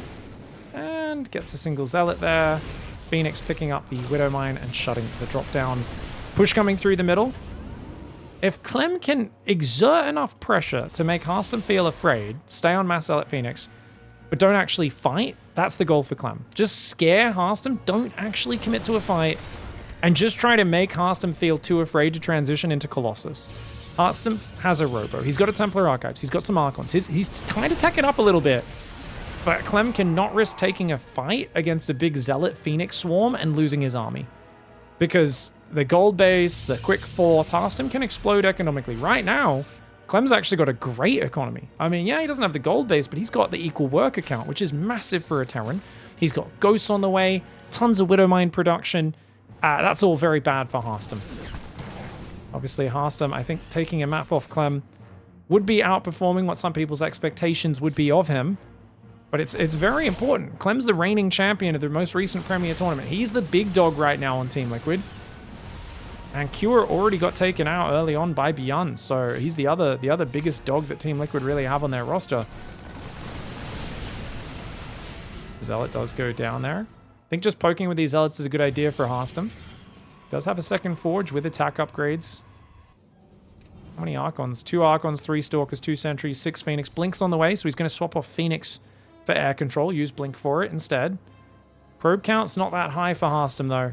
And it does feel like Clem is dangerously close to outscaling him in terms of raw numbers.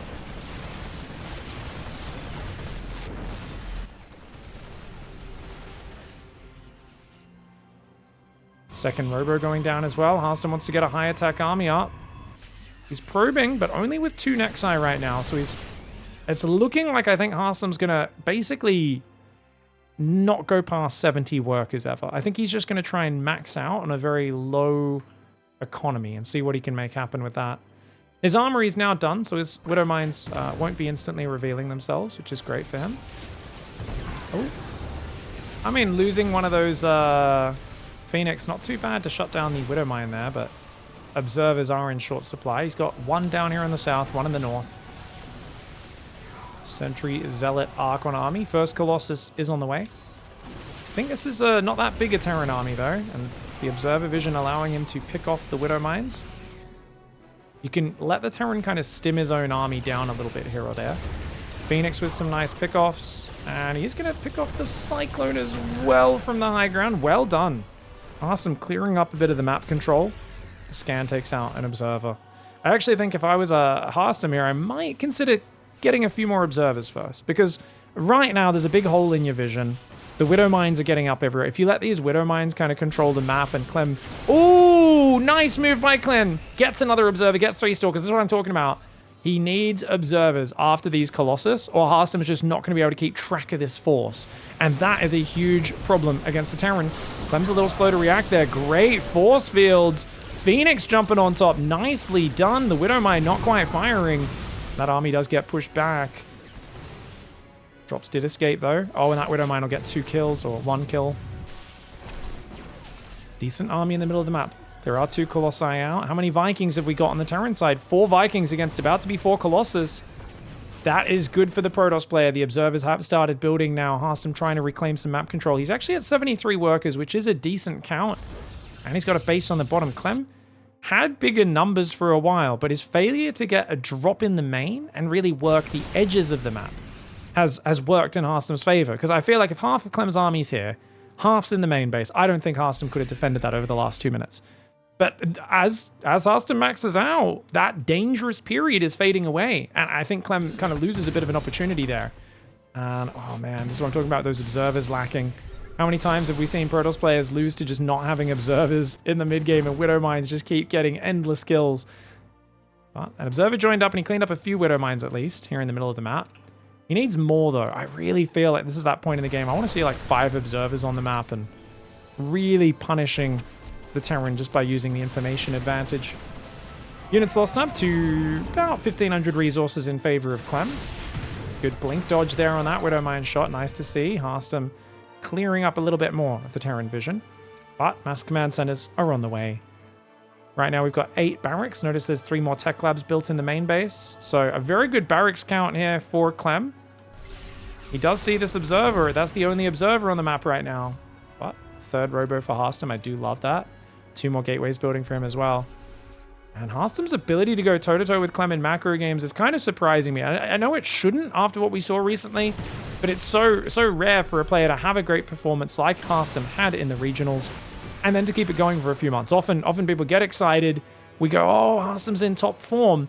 But then the guys like Clem study his play and they start hard countering him and doing these little gamble builds to catch him off guard. And you see them kind of get hard counted a little bit more now that they really have the attention of the top dogs. But Harstem is actually fighting a very just balanced, straight up game against the best Terran in the world right now. Not hating on Maru's achievements. Maru has much greater achievements in his career than Clem. He's been falling flat in his last few tournaments, whereas Clem's been popping off. So at this moment in time, Clem is the best Terran in the world, and there's no argument against it. Zealots tearing down the bunker, but killing 100 mineral structure and not even a marine for 6 or 7 Zealots. It's a bad trade, cost for cost. However, Harstem's now in his happy place. He's on his way to 7 disruptors. He's got, gravitic boosters on the way. He's going to get Warp Prism and Observer Speed, 4 Colossi backing up the army. And we know that Harstem likes to shove forwards with these big kind of gateway disruptor armies, poke and prod and look for those ball shots. Definitely want a few more observers to be out there. Clem has his gold base up now. He is on 5 orbitals. 3-3 upgrades finishing for Terran. 3-2's done for, or 2-3 I should say for Harstem. Harstem doesn't quite have the +3 attack yet. Oh! Clem not stimming there. Surprisingly only loses a few units. I think Harstem was expecting a split that never came. Clem trying to force a fight. He's getting map control. I don't know if he can push through Harstem's 7 disruptors.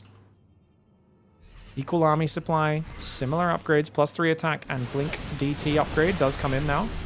Oh! DT, disruptor shot lands on a bunch of marines. Clem trying to push through a choke point right now. It's questionable. Gets an Archon, almost gets a couple of disruptors, but the disruptors survive. Units lost tab 1800 in favor of Clem. Clem choosing to fight with this whole army in a choke point. Doesn't seem entirely productive to me, but I think he's just happy to keep the Protoss back on his side of the map. He walks into a disruptor shot there, though. Sometimes a bit too keen to turn around and put the pressure back on the Protoss. An 8th disruptor and now a 9th one is building. More command centers, a 2nd Ghost Academy. This man's planning to do some nukes. He scans and he says, well, there's cannons down here, but no Nexus yet. And he's looking for the Stargate transition. That's why he scanned all 3 bases. Clem says, as long as there's no Stargate transition, I'm good. I'm going for libs. I've got lib range. I've got +2 ship weapons. I just need to stop you from getting on my side of the map and landing big disruptor shots. And actually, he seems to be trading better than Harstem. I can't really hate on it. Clem's micro is just so good. It's so hard to land disruptors on him. The disruptors are basically just a, you have to move back. Especially with the Watchtower giving him vision. That one finally gets a Marauder. Just shooting these shots one at a time. They say you got to shoot your shot to have a chance with the love of your life. In this case, Harstem is basically spamming punchlines, or not even punchlines, sorry, pickup lines, I should say, at Clem. He's going, he's going up to Clem at the bar. He's saying, hey, baby, I'm like the Rubik's Cube. Clem says, oh, what does that mean? Harstem says, the more you play with me, the harder I get. Raises an eyebrow, lifts his drink, and smiles encouragingly. Clem scoffs and says, that ain't gonna work, mate. Us French are a bit classier than that. DTs are taking a bit of damage down here. Blink is done for them, but it's off cooldown right now. The command center lifting was a very good reaction. 7 SCVs go down. The DTs, they get a bit of damage. They're not really trading efficiently, though. Harstem really needs to find an opening here. He hasn't found it just yet. Stalkers and Disruptors trying to run forward. Ooh! Oh! Doesn't quite get that last Liberator. Survives on 4 hit points. 7,000 resources in favor right now of Clem. I like that the DTs are being annoying, but it does feel to me like Harstem just... I think he needs to actually get rid of some of his workers. As silly as that sounds, I think he needs just a little more army supply. And he's got to find the opening. So far, Clem's not giving it to him, and Clem is getting further and further ahead with Mass Command Center. Liberator's coming in for harassment as well. That's going to be really annoying for Harstem to deal with. Harstem wants to tunnel vision on the front. He doesn't want to have to micro, but that Liberator is going to force a Void Ray or Phoenix or a few Stalkers to go down there. Oh, I like this blink forward on the command center. That could be massive. The Disruptor shot's really well done there with the zoning. Yeah, there's a Liberator killing a few Stalkers, but I think that's acceptable. And he's going to try to click on another command center. Is Harstem. It's a good choice. Gets a few SCVs with the Disruptor. Mass Stalker warping on the re-engage. Liberator gets 6 probes.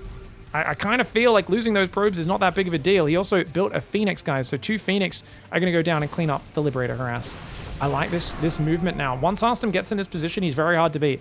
It's a lot of Stalker Zealot, which is trash supply, but you can't really ever engage it with the ground army. So as long as he can keep finding openings, how do you siege your libs on every base at once? You can't. The orbital goes down. Another command center goes down. Oh, but he doesn't get the command center that time. He's going to blink north and take out a few of those libs, though. I do like the focus fire on the libs. He takes out 3 or 4 of them. Units lost tab, 7,000 resources still in favor of Clem. That hasn't really moved in his favor in the last minute, despite losing bases. And that's very good, because Harstem has a massive mineral bank. He's only got 12 gates. That's the one thing we could be critical of. In this scenario, you really want to just warp in 20 Zealots and fight this bio head on, because it's overstimmed, it's damaged, it has to dodge the Disruptor shots. Oh man, the Disruptor shot's pretty damn good still. He's trying to warp in Zealots, but that Prism will get focused down, and that's a bit of a momentum loser if he loses it, but hey, he keeps it up. Oh, Harstem, get out of there. This Widowmine looks like got a shot on the retreating army as well. He's got 8 Disruptors. He's building 2 Immortals and a Disruptor. I actually think Immortals are not very effective units at this stage of the game. They're not terrible, but I think the mobility is everything, and I think Immortals lose that mobility for you. There is a nuke coming in to start breaking the cannons on that southern base. Harstem has a massive mineral bank, but the lack of gateways is making it hard for him to use it. Oh no! Oh no! Harstem not looking! Harstem gets kicked right in the balls! He just lost 5-6 Disruptors! Oh no, what a turnaround! He had Clem on the defense, he was killing command centers, he was keeping the economy low enough, but now Clem is getting big wins, 10,000 resources ahead in the units lost. He's looking fantastic with these engagements. Liberator on the top side also denying 10 more probes. And in a scenario where, you know, Harstem's bank is not that big anymore, scary to be losing workers at this point. This base on the bottom is mining for Clem. Clem could float a command center up the top as well. He's already removed some cannons. He's now going to nuke the base. Harstem needs to find a way to deal with this, but where are his observers? He doesn't have many of them, and that's going to be an issue. Disruptors getting taken out in the rear. The Prism going down as well. Clem is on fire right now. Harstem was looking pretty good, but Clem's efficiency, his patience, and the moment you leave the opening, he will jump on top. This was looking pretty good. And then, man, the moment Harstem kind of overextended a little bit there, right? It's like, bam. Clem just was like, oh, I didn't need any encouragement, dude. The moment your army got a little bit low, because I thought these attacks were kind of cracking what looks like an impregnable Terran, but he's killing command centers. He's getting the damage. And then I guess the lack of gateways really did hurt him in the end here. Only 12 gateways. Ah, that's such a bummer, because I thought he was in a great spot, man. I thought he was doing a really good job, like blinks back in, gets a few libs, gets an orbital. Keeping the trading even at this point is really good for Protoss, because that's with Terran pinned. So if you can start mining out these middle bases on the map, trading like this, that's amazing, but just couldn't quite warp in enough Zealots and Stalkers to keep fighting here. And man, Clem, I really like the way he just keeps baiting the shots, and if Harstem slips up at all, he does lose the game very quickly. And that's the way you do it with this army, just not letting any of those shots land. The Liberators move forward. I thought the Warp Prism escaping was really good, but he loses a Disruptor, doesn't take out the Widowmine, and here we have the crucial screw-up. A moment of inattention for Harstem. He had an Observer, but he just wasn't looking. I don't know if it was the Liberator on the bottom. Where did his Phoenix go, by the way? Why were they not... Oh, he clicked his Phoenix here, guys. But he didn't actually click them on the Liberator, so that Liberator was still here. It had been there for minutes, and his Phoenix just weren't dealing with it. And then Clem kind of EMPs the Disruptors, Siege is up, and yet Harstem just gets caught with his balls hanging out. Unfortunate, pretty rare. Harstem's usually pretty good at protecting, but look at that. Just not looking for a second. Didn't seem to think Clem would run forwards. And the moment there's no disruptors out there, it's like, oh crap. Remember we talked about this army being very mobile crap units, Zealots and Stalkers, but disruptors with the oomph. The moment the disruptors are gone, you're in huge, huge trouble. Massive, massive mistake to be making there. Really well played by Clem. GG. All right, guys, we've got Clem in the bottom right side. He's going for the 2 ranks Reaper into Command Center opening up against Scarlett for Shopify Rebellion. She's got a lot of hopes on her shoulders. Someone has got to get Clem out of here. If they can't get Clem out of here, I mean, he's right now cutting through their team. Byun came out, destroyed Clem's teammate Cure, and now Clem is 4-0 against what? Against Byun 2-0, against Harstem 2-0. If he 2-0 Scarlett, he forces Team Liquid to revive one of their players. Forces Shopify Rebellion to revive one of their players, and that's going to be rough. Interesting that Scarlett came out instead of Lambo. I think of Lambo as currently a higher tier competitor than Scarlett, but on the other hand, I think of Scarlett as a much more gifted gamer than Lambo. I don't know if that's insulting to Scarlett or insulting to Lambo, depending on the way you look at it. Personally, I feel like Lambo's a really hard worker and a very intelligent player, but I think Scarlett is a player who, she has always loved Zerg vs. Terran, and if she gets a good opening, she can be nearly unstoppable. Like, her creep is so good. Yeah, she gets her third cancelled, but she's got a new third already building. She was prepared for this. Her link speed's on the way. She's up on 28 workers. She should try to get back to the high ground, though. She does not want to get too much damage on those queens from the Reapers. This was a 5 Reaper commitment for Clem. That slows down his factory, his third command center a little bit. It's a pretty big commitment, and whilst he did deny a base, he wants more damage. Link speed's not quite ready, though. Uh-oh, Scarlett may have overcommitted to defending out here. I don't think she needed to be this far forward. Oh, she's lost a queen. If she loses all of her queens, that's really good for Clem. If she kept all these queens alive, I feel like this would be an amazing opening for her. She does take out another Reaper. She's trying to focus that other Reaper. She gets it. Great target fire with that queen. 2 Reaper kills. She'll die for it. But I think now with link speed out, it's okay. I'm surprised she kept fighting on the edge of creep. Maybe it's just to defend her creep spread. But I definitely feel she could have pulled back, waited 20 seconds, come out with link speed, surrounded the Reapers, and then spread her creep and taken a bit of damage in the hatchery. That hatchery was not going to die in the blink of an eye. A lot of Zerglings. Knowing you forced that many Zerglings out, it's a good feeling as Clem. Every 2 Zerglings is something that could have been a drone, but wasn't. And what? She's already rebuilding the base down there. So she's like, you know what? I don't think you can do anything that scary. I want to get greedy. And Scarlett is a goddess of greed. She is disgustingly greedy. So one of the best things, she shared a bunch of replays with me in the lead up to Atlanta when they were practicing the Shopify Rebellion team house. And I was watching her experiment with Mass Hydra against Byun. And I remember her playing this map against Byun. And he was like committing pretty hard to pressures. And by the 7-minute mark, she was at 95 drones, like every game consistently. And then she was literally killing him with nothing but Hydras. She wasn't making Ling Bane. She wasn't friggin', she was just like, I have 46 Hydralisks. And he's like pushing into it. And he's like, well, Hydras are kind of weak to Marines. Like, if you can trade, the Marines are cheap, the Hydras are expensive. And she's like, no, I have so many Hydras, you're not going to trade well. And she kept beating Byun in these practice games. And I was like, what the hell? So, Elazer's pretty late. I don't think she's doing that this time. But definitely, she can be quite powerful. 23 lings, 7 queens. Yeah, you want more lings and queens here. So she's building a lot of Zerglings, and then she'll go back to droning after that. She's still only on 1 gas geyser right now.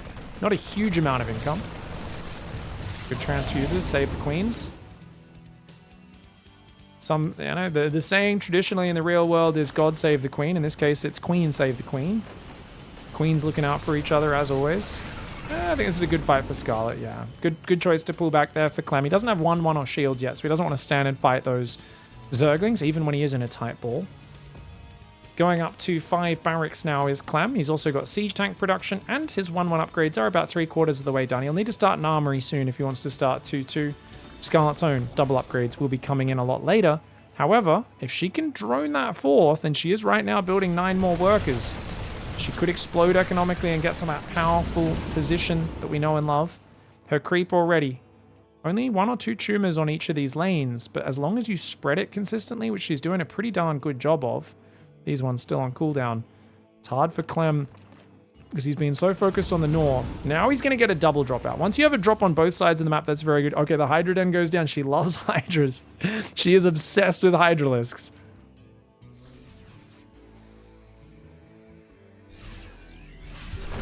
All right, Marine's coming down. All right, we've got Marines here as well. Here we go. Okay, this is going to be really fascinating because she's on 73 drones. She's building her first Hydras. She doesn't have a Baneling nest. And I remember I was talking to her and I was like, don't you think skipping Banes is better if you're going to play Hydras and just go straight to Infestors? And I think she apparently has decided, no, I'm just going to go pure Hydra Ling. She's actually doing the meme style. This is so sick. Banelings are always cost inefficient. That's the thing. They're very good for the supply. Half a supply for a big exploder unit's great, but when you have Hydras, they kind of get stuck behind your Hydras, and you don't quite have the critical mass of Ling Bane to swarm over their army. And I find the Banelings end up really inefficient, so I actually love that she's doing this. 1-1 range carapace. The Lings are a supporting unit. She's building 7 more drones. Yeah, she's trying to play that massive economy. Now, she's got to be wary, because, yeah, she's building a lot of Hydras, and that's actually great versus the Widowmine swap. Clem swapping Widowmines, Hydras counter this style very well.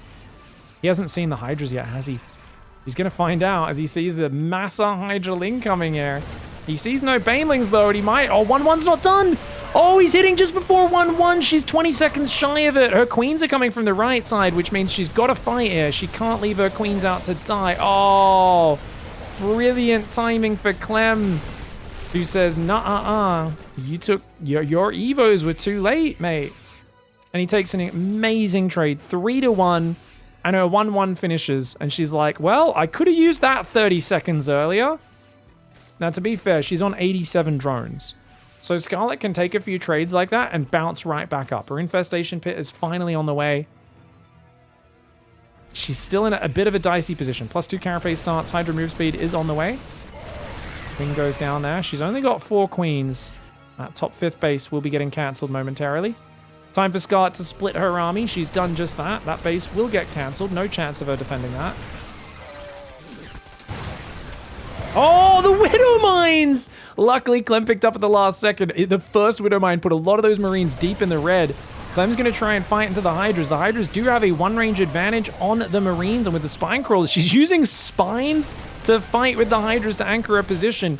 In the main base, the drop goes in, gets 2 drones on the gas, but on the south, she overcommits. Oh, no.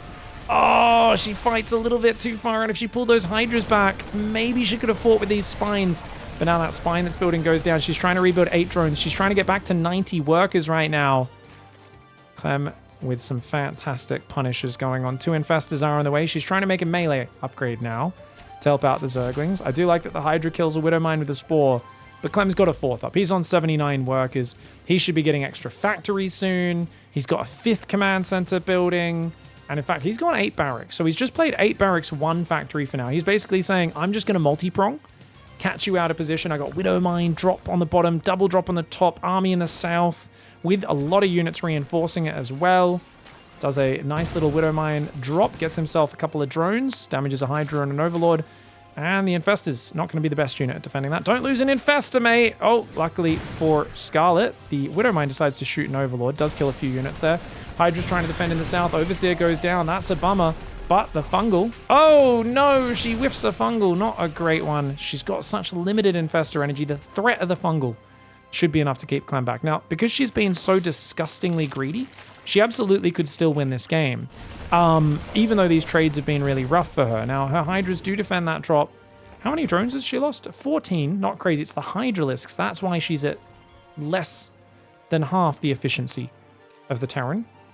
As the Infestors come out, it's not bad. The Banelings aren't necessary eventually, so I do like that she's added those in. A couple Zerglings for a couple Widowmines. Great trade for Scarlett. Widowmine drop is now just an empty damaged medevac. Double drop in the north as well. Honestly, I feel like one of Clem's biggest developments in the last year of play has been the F2. We just don't see him use it anymore. He used to F2 all game, all long.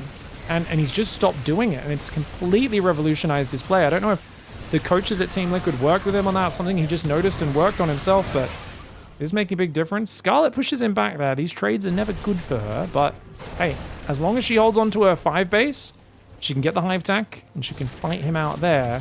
Can she really beat Clem at hive tech, though? I guess is a question we could ask. There are still Widow Mines on that north that she didn't find. She's only got 2 queens. She desperately is going to need to rebuild a few of those to respread creep, otherwise her control of the map will suck. A little bit of a Hydra Infestor squad here. Not a very good army. It's not enough Hydras to really be fearsome. Ooh, good drop here, but the Hydras should be able to take out at least one of the Medivacs. Queen goes into the, or Medivac, sorry, picks up into the main. South side, Hydra Spine will be able to defend, but look at that. Clem grabs 3 Hydras, gets in, gets out. He says, haha, caught you when you're not looking. As always, that's Clem's advantage. It's that if you're not looking for a moment, I will punish you. Finally, that drop gets cleaned up. Down in the bottom, it looks like the Hydra's chased south. We see a few Hydra corpses left behind. Overseers are being morphed to clean these up. 35 Hydras, 4 Infestors, 11 Zerglings. Now the Ultras are on the way. Now, something I was talking about with Scarlett after watching some of those Byun replays is I was like, you know, the bad thing with Hydras is if you're on Mass Hydra can't attack. So even if you get a big army, you can't necessarily trade with it. And oh my god, she walks back through the Widow Mines while taking snipes. Yeah, she kind of needs to transition into like Lingbane Ultra or something like that. She's trying to do it. Another snipe goes off, but the Infestor Fungal was pretty slick. She's going to clean up all of those Widow Mines. That's a big turnaround for her. Widow Mine drop in the north is annoying, but 6 drones, not the end of the world for Scarlett. She's a little bit broke right now. EMP does whiff. Good pullback on the Infestor. Great micro from the experienced Canadian veteran. The young Frenchman, though, is causing issues for her.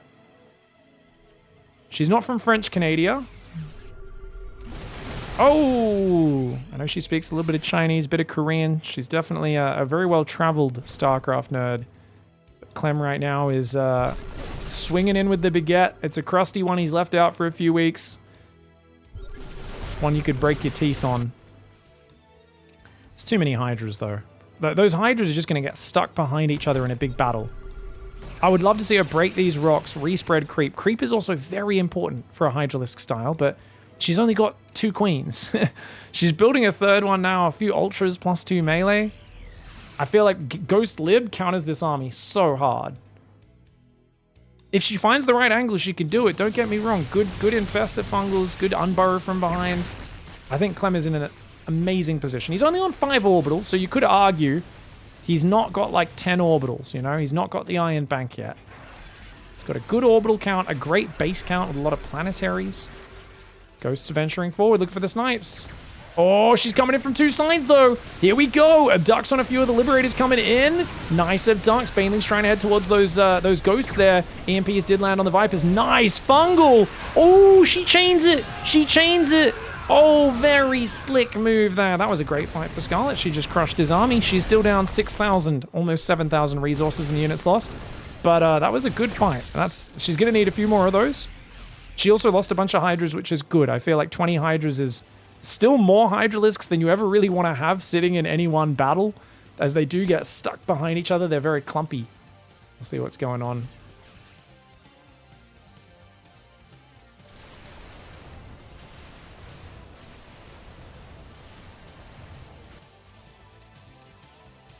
Six libs on the way at a time right now. So Widow Mine's still hanging out in the north. I love that Scarlett decided to build a Spore and a Spine over here just to get rid of this Widow Mine. She's like, what do I have nearby that can deal with it? Grab drones, build 2 static structures next to it. I don't hate it. She's got money. She's on 82 workers. It doesn't rely on her splitting her army or anything. Oh, nice. Abduct. Gets a Liberator. Okay, so this is going to be really interesting to see how Clem handles these fights, because this army looks small. It looks very small. A couple drones just died, guys. I mean, I have no idea where. We'll drop in the south, being annoying. He's looking for some snipes. Oh, I like that move.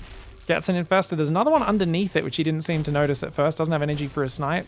Get out of there, Scarlett. She's going to throw a Fungal and try to leave. The Infestor does get out. The Hydras actually get some good damage.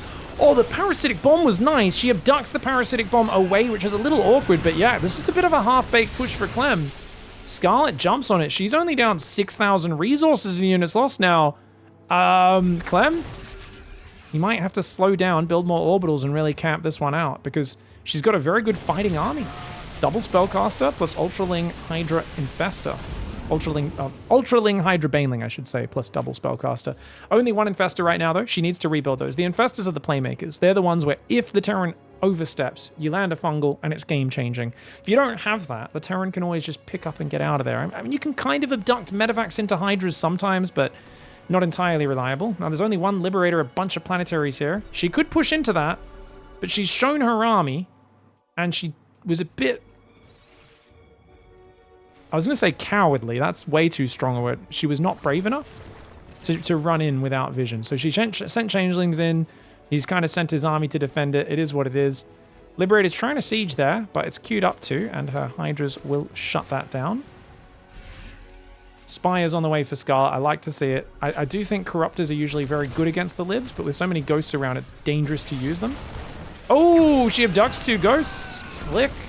But she loses an Ultra to the Snipe. She's going to lose the Vipers as well. Uh-oh. Both of her Vipers are now gone. Does she have the numbers to chase this down? Notice he set up Widow Mines quite far back, as well as a lot of Ghosts in the rear. She's going to go for it. She's going to go for it. She doesn't have abducts. Hydras are trying to fight the Libs head on. They are going to have just enough to overwhelm. The Banelings go forward along with the Lings and the Ultras. She can't be affording to lose the Ultras, though, and they are getting sniped down, as is the only Infestor that was with this army. There's another Infestor coming from the south. With the Lingbane Hydra Remax, maybe she can jump on it, but it's mostly Ultras she's building. She's out of bank right now. Even with a sick fungal, I don't know if it's enough. And it is a sick fungal. Oh my god, that's a great fungal. Remember, he has a lot of orbitals, though. And she was so inefficient earlier in this game. And it seems like if she loses this base, she feels she's going to lose the game. I think Clem has worn her down. Scarlett playing a very cool style with the mass Hydralisk army, skipping a lot of the extra tech and upgrades. But I definitely got to see here that, you know, Clem just got a bit of momentum early, and he really started to run away with it with those early fights, clearing so many Hydras. She's lost 91 Hydralisks this game. I mean, I like that. She grabs a few Ghosts, but she also gets sniped as well. So none of this is free for Scarlett. And having lost all of her Spellcasters, she's in doo-doo. There is an Infestor out on the map right now. It is burrowed down here. I guess it's the same Infestor that did the flanking fungal before. He's got turrets coming up. He's taking a new base. I mean, Clem has expanded like a monster. He's on 87 workers. He's so rich as well. If you can't crush an army when he's got this many workers, how are you going to crush him when he throws away some workers? Scarlett's going to go for one more big fight. She needs a decisive trade. But I think even though she's got a lot of Hydras, the Libs are just getting so many shots off. The +3 armor on those Libs really working as well. Fungal trying to go down, but there's nothing to capitalize on it, and that's going to be that. Clem overwhelming, breaking through, and remember, you could tell by the way she was fighting, she said, if I lose this base, I've lost the game. And while she's not tapping out just yet, she might as well have. She's down an army supply against an 87 worker Terran, who is up to now 11 orbitals. I said he didn't have the Iron Bank before. Guess what? He built the Iron Bank. 3 orbitals there, 3 extra orbitals there. 11 in total. The man can scan for days. He just did 4 scans on top of each other. That's it's not quite typing get out to your opponent, but it's the next best thing. It's not comfortable. Nice unburrowed fungal. She's gonna kill a few Ghosts, but she loses so many units to the Libs in the process. Oof. You really need Parasitic Bomb to punish these clumped air units. To chip away at them, you need Vipers to be like, Parasitic Bomb, pull back, Parasitic Bomb, pull back, land a fungal Parasitic Bomb. And you know, those combos can really stack up for massive damage, but the moment you don't have those Spellcasters, the Terran army just feels like it's more efficient in this position. Spellcasters are the one kind of playmaker of the Zerg that can turn even bad situations to decent ones. Parasitic Bomb there got a bit of damage. All the Medivacs are very low. A few of those do get popped.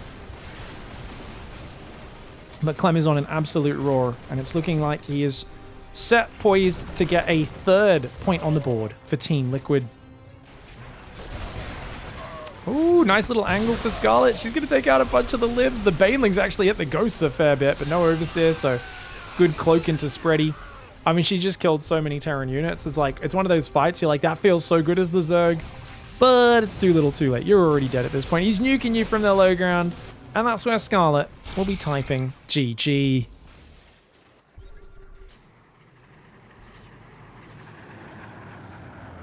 Oh, he nukes his own Libs. Nice. Boom. Nope, she's going to keep doing some micro practice, trying to fight this out. Hanging on in there. I mean, she's fighting for her team. Maybe just taking a second to process, and she does finally tap out. Clem getting Team Liquid to a 3-1 lead. All right, guys, let's get into the next one. Clem now fighting to stay in and eliminate his opponents. Of course, they're going to have to revive someone no matter what after this match, which I can only imagine means Byun or Cure comes out next.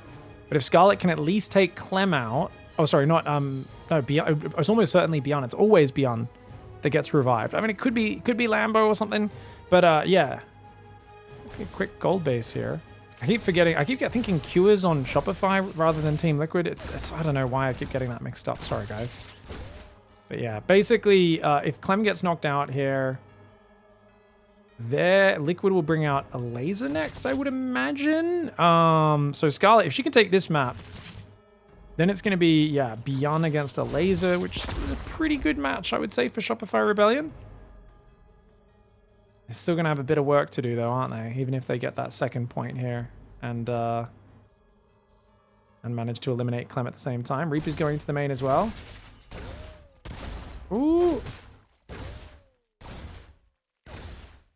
Oh, watch out!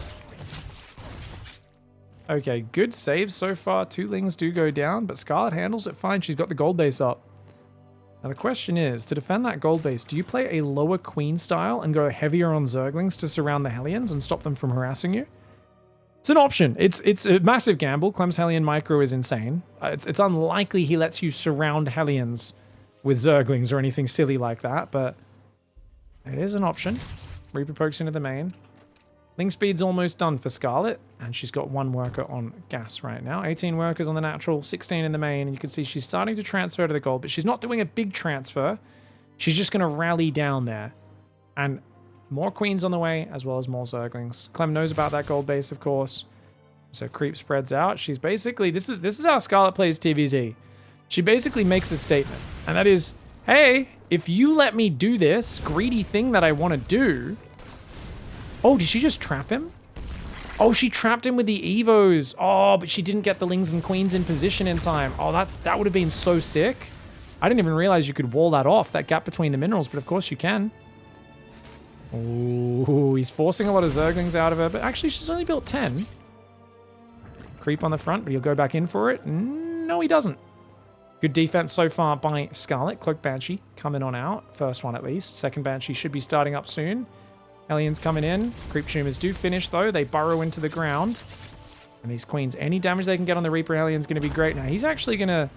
Oh! Oh.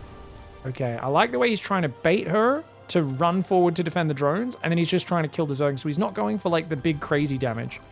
He's trying to get mistakes out of Scarlett. So far, not finding any big ones, though. First Banshee about to arrive. Second Banshee has started. It's about halfway done. And going into bio behind it as expected here for Clem. The Hellion Reaper running north. Oh, me, oh my. It looks like the Banshee got pushed back, taking some heavy damage, but the Hellions get in and do big damage themselves. That's okay. Now notice she can't run up the ramp while the Hellions are there. He's trying to bait her onto the ramp. She refuses to take the bait. She's running the drones away, but oh god, oh god, oh god. They're getting jumped on. She's got to defend. She doesn't... Oh, she can't be so clumped with the Lings. She needs to spread the Lings. She needs to spread the Lings. Oh man, his micro with these Hellions is insane. She hasn't made any huge mistakes just yet. And a few more spreadies on those Lings might be in order. Looks like she will get rid of these Hellions in a moment. He's going to get a few more drone kills if he focuses, but looks like he's kind of given up on it. And that Queen actually perfectly positioned to block their Hellions. Nice hold position Queen there for Scarlett. You have to position that pixel perfect to make sure a single Queen blocks the ramp against those Hellions.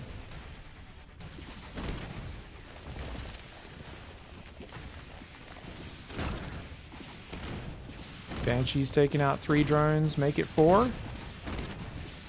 Oof. I mean, decent damage, but she's got the gold up, she's got the purple gas. If Scarlett can now resume mining from that, get her creep out just a little further, and then start pumping army, she'll be good. But like right now, she's down on workers. Clem is on fire. If he can 2-0 Scarlett here, it's going to be a big problem. It's going to be a really big problem. That being said, his medevacs haven't started yet. So she's got time. Medevac starting at 6:40. She's got until about 7:45 until the Marine medevac pressure arrives. That's a bit of time. The problem is she's supply blocked. She's only on 65 workers, but with a 4th and 5th base on the way, creep spreading in all lanes, she could still stabilize from this position. Oh, if she can kill the Reddit point Banshee, this is okay. But instead, she loses 2 queens, doesn't get a Banshee kill. Oof. Yachi yach. I always wonder what that wiggling thing is. Like it's like a tongue or something. Waving in the wind in that queen ribcage left on the ground. 5 kills on one Banshee, 3 on the other. The Marines are already moving forwards. I said she'd have till 7:45. Clem's like, no. I move out immediately. I'm going to give you very little time to prepare. She's trying to go up to 70 workers. Does she have enough Ling Bane? 25 Zergling, 6 queens. It's not a great defensive setup for Scarlett right now. She's playing a more standard Baneling style this time. And she does have her 1-1 upgrades finished, which is a big difference compared to the last time. But another bit of damage going down. Oh, good transfuses though. Oh, watch out for the Widow Mines. Oh, good Widow Mine hit on the Banelings. And she takes quite a few Zergling losses to the Marines. They scan and clear the creep in the south. Gold base is mining though. Keep in mind she's got 71 drones. She's got a gold base, but the supply. I don't think a gold. Yeah, I mean I'm clutching at straws right now. I'm an unashamed Scarlett fanboy, and I think I might be clutching at straws right now. Let's be honest. The numbers are not looking good. She needs a heroic effort in this next fight to hold on, and that might just be a bit too much of a long shot. She's in the middle of droning, trying to recover. Her main base is a bit oversaturated. She's had a chaotic start. She goes for a Baneling run by, but that means those Banelings are not at home to defend. And as good as that damage is, 7 SCVs and a bunch of depots, 8 SCVs, can she defend? Oh, no, she can't. The Widow Mine does only get a single Zergling at least, but she needs to give up the gold base, I think. She's trying to engage. Widow Mine's getting no massive shots off yet. Just her army is so small. The Marine Ball, fearsome. Queens from the south, Lingbane Hydra from the north. The Marines pull back. I do think she's doing a great job of going in and out and not overcommitting. Remember, she doesn't have the Hydra move speed upgrade just yet. Those Marines are going to go north. He's like, well, you lured me over here. I might as well just attack this base as well. Deep on creep, but there's not enough Banelings to really threaten him. Yeah, he takes 1 or 2 Baneling hits, but it's not enough to actually break into the Marine count. 4th base goes down. She's still on 4 bases, but her drones aren't mining right now. Her Hydra Bane count's too low. The Marines just powering through. Clem is a force to be reckoned with. And it turns out, I wasn't sure if they were big favorites or not in this match. Well, it turns out if no one can stop Clem, then they are massive favorites. Alright guys, the revival is complete. And this man has the weight of the entire Shopify Rebellion team on his shoulders. Beyond in the bottom right side. And he is back in. Now, I believe, since it's a best of 9, if he loses, doesn't that mean they're out? Or can you revive 2 different players in this? Oh my god. Great preparation on the cast, Pig. I thought I'd prepared and understood the full format for the finals, but apparently I might be a little confused, because I'm like, wait a second, wouldn't that only put Team Liquid on 4? 4 points if they beat Byun here? And they've already used their revive? Maybe there's 2 revives. I'm not quite sure. Anyway, 2 Reapers are on the way. Hellion building. So it's a reactor first opening for Clem. Blind reactor first expand. Not a bad way to play. A little risky. If he was getting proxy racks, he could take a lot of damage.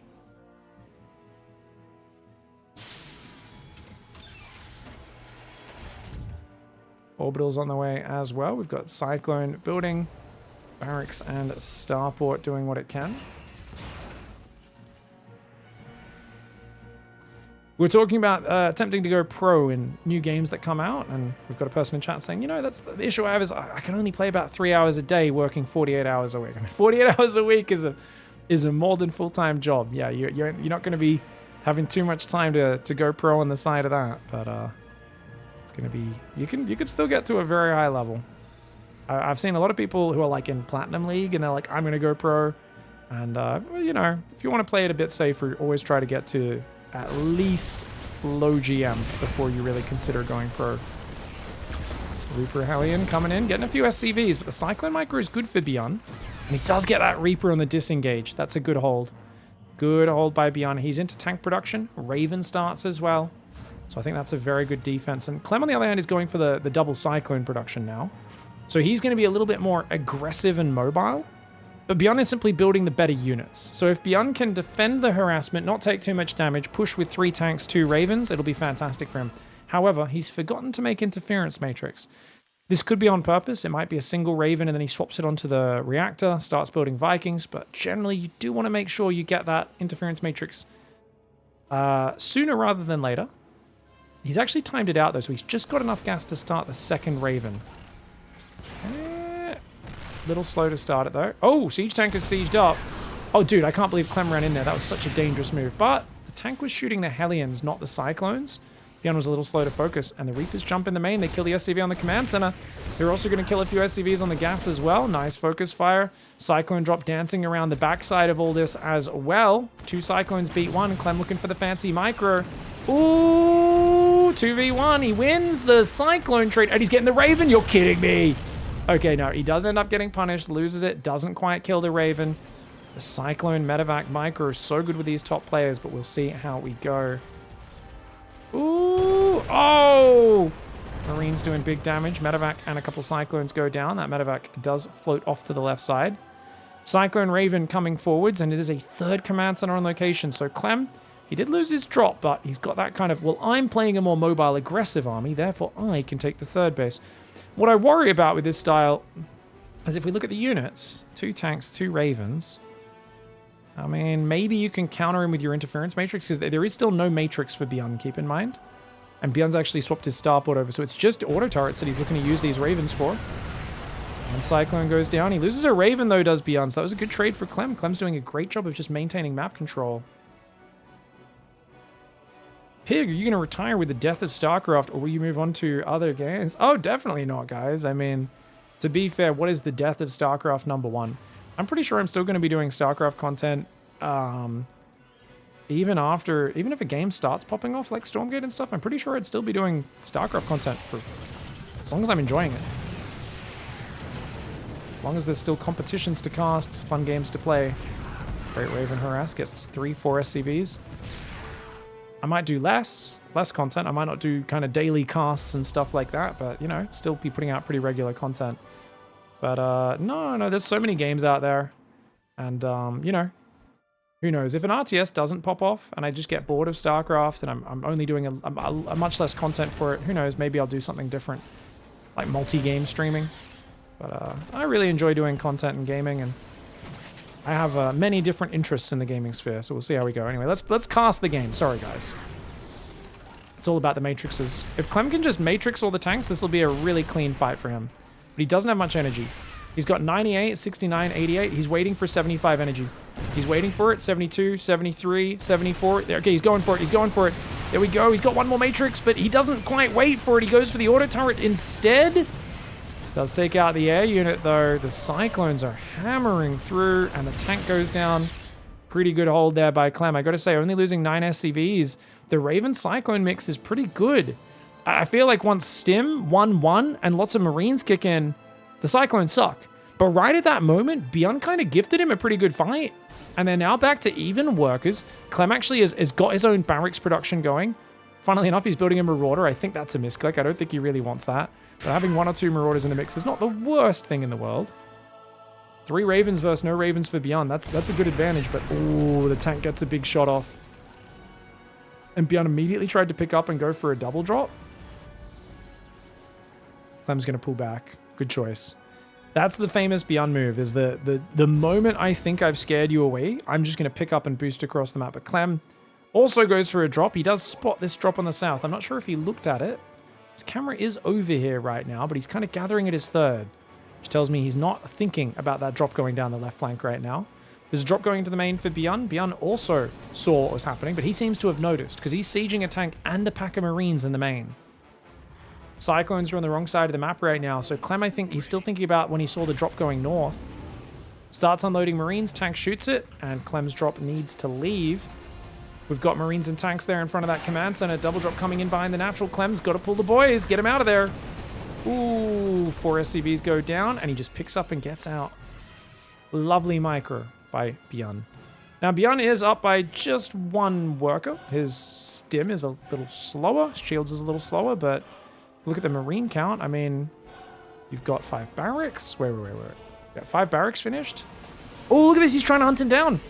Clem's trying to hunt him down. This is a bit of a dangerous move right now. I mean, he has stim, whereas Byun doesn't, but Byun does save it.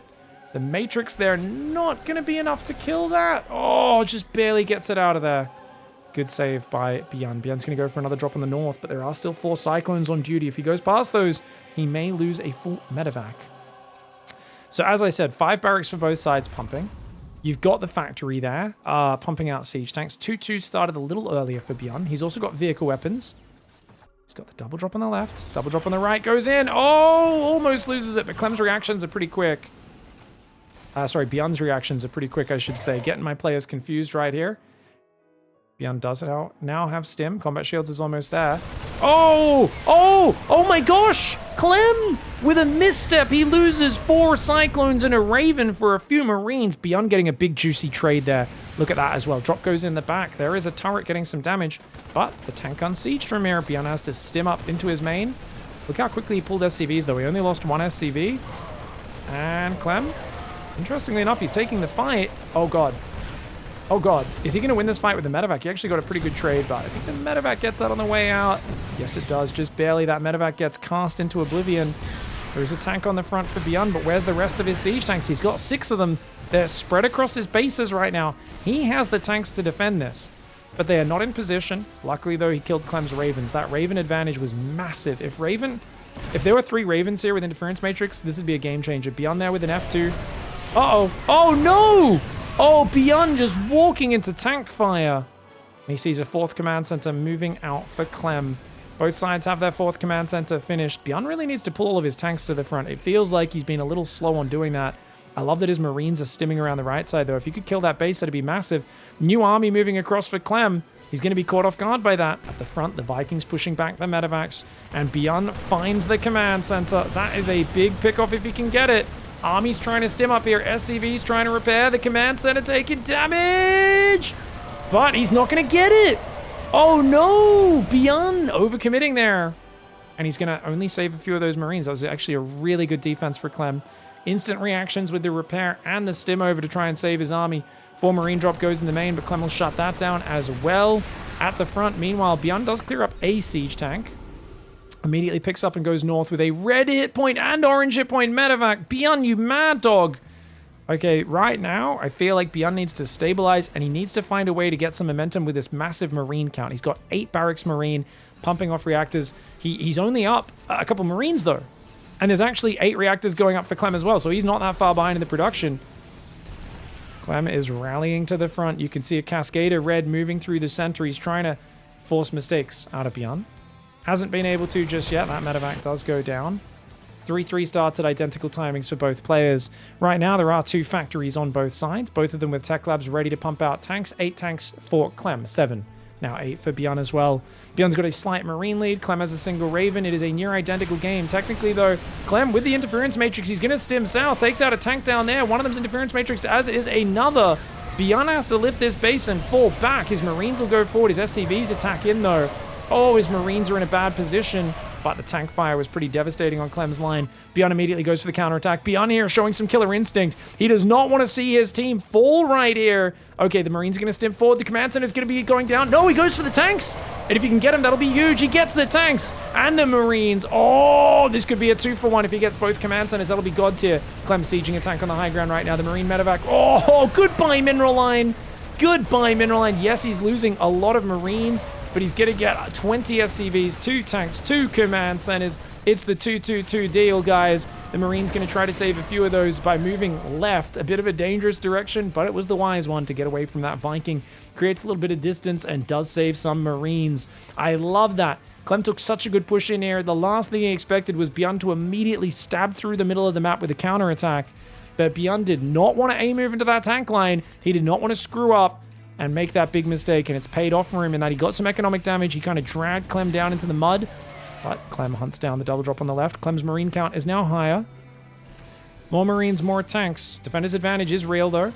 I like that tank on the right side. Oh, Byun, you mad dog! Byun, mad dog, jumps on the tanks. Clem was not expecting that. His Marines are very slow to stim. He has lost a lot of siege tanks. He's lost 9-6 this game. Wow. Very well played there by Byun. I mean, it was a dangerous move, I feel, as he was outnumbered, but those sort of dangerous moves, if you sense that your opponent's not watching. Ooh, medevac saves the tanks. Triple drop going south for Clem. Clem's just trying to hold position in the middle of the map to slow down Byun's advance. If you get a triple drop in the main, it could be big. These barracks are all rallied to the front now. Byun fixing that up. No sensor tower on the south, going to cost him here as the triple drop boosts past the turret into the main base. You can see he's already reacted. He has F2'd home with everything. The tank sieging up is going to shut this down. Yeah, Marines in front, tank behind. A few Marines do get left behind, and oh, that poor Billy Marine. Oh man, you can see him just fall off the edge of the map. Second medevac is surviving. Third medevac went down. 2 tanks are taken out on the front line. Clem regains center control, but Byun has the high ground. It's 3 orbitals for Byun versus 2 for Clem. Clem, of course, has a planetary as well, though. Oh, siege tank going down. Counter drop goes in. Byun with a dangerous move, but he finds an opening. Siege tank does get in position. Oh, Byun's taking some damage, but you know what? Gets a few SCVs. Not bad at all. Oh, in the middle! He ambushes Clem! Byun goes for a wild ambush, kills a bunch of tanks, but he has to fall back. Was this a mistake? Those 2 tanks on the north might save him here. They are getting some good shots, but this command center will have to fall back. On the other side, the tanks and the Marines take out this command center while evicting the natural at the same time. Great tank shots here. It looks like Clem will clean this up, but not without heavy losses. He doesn't get the command center on the front either. Those tanks are getting broken.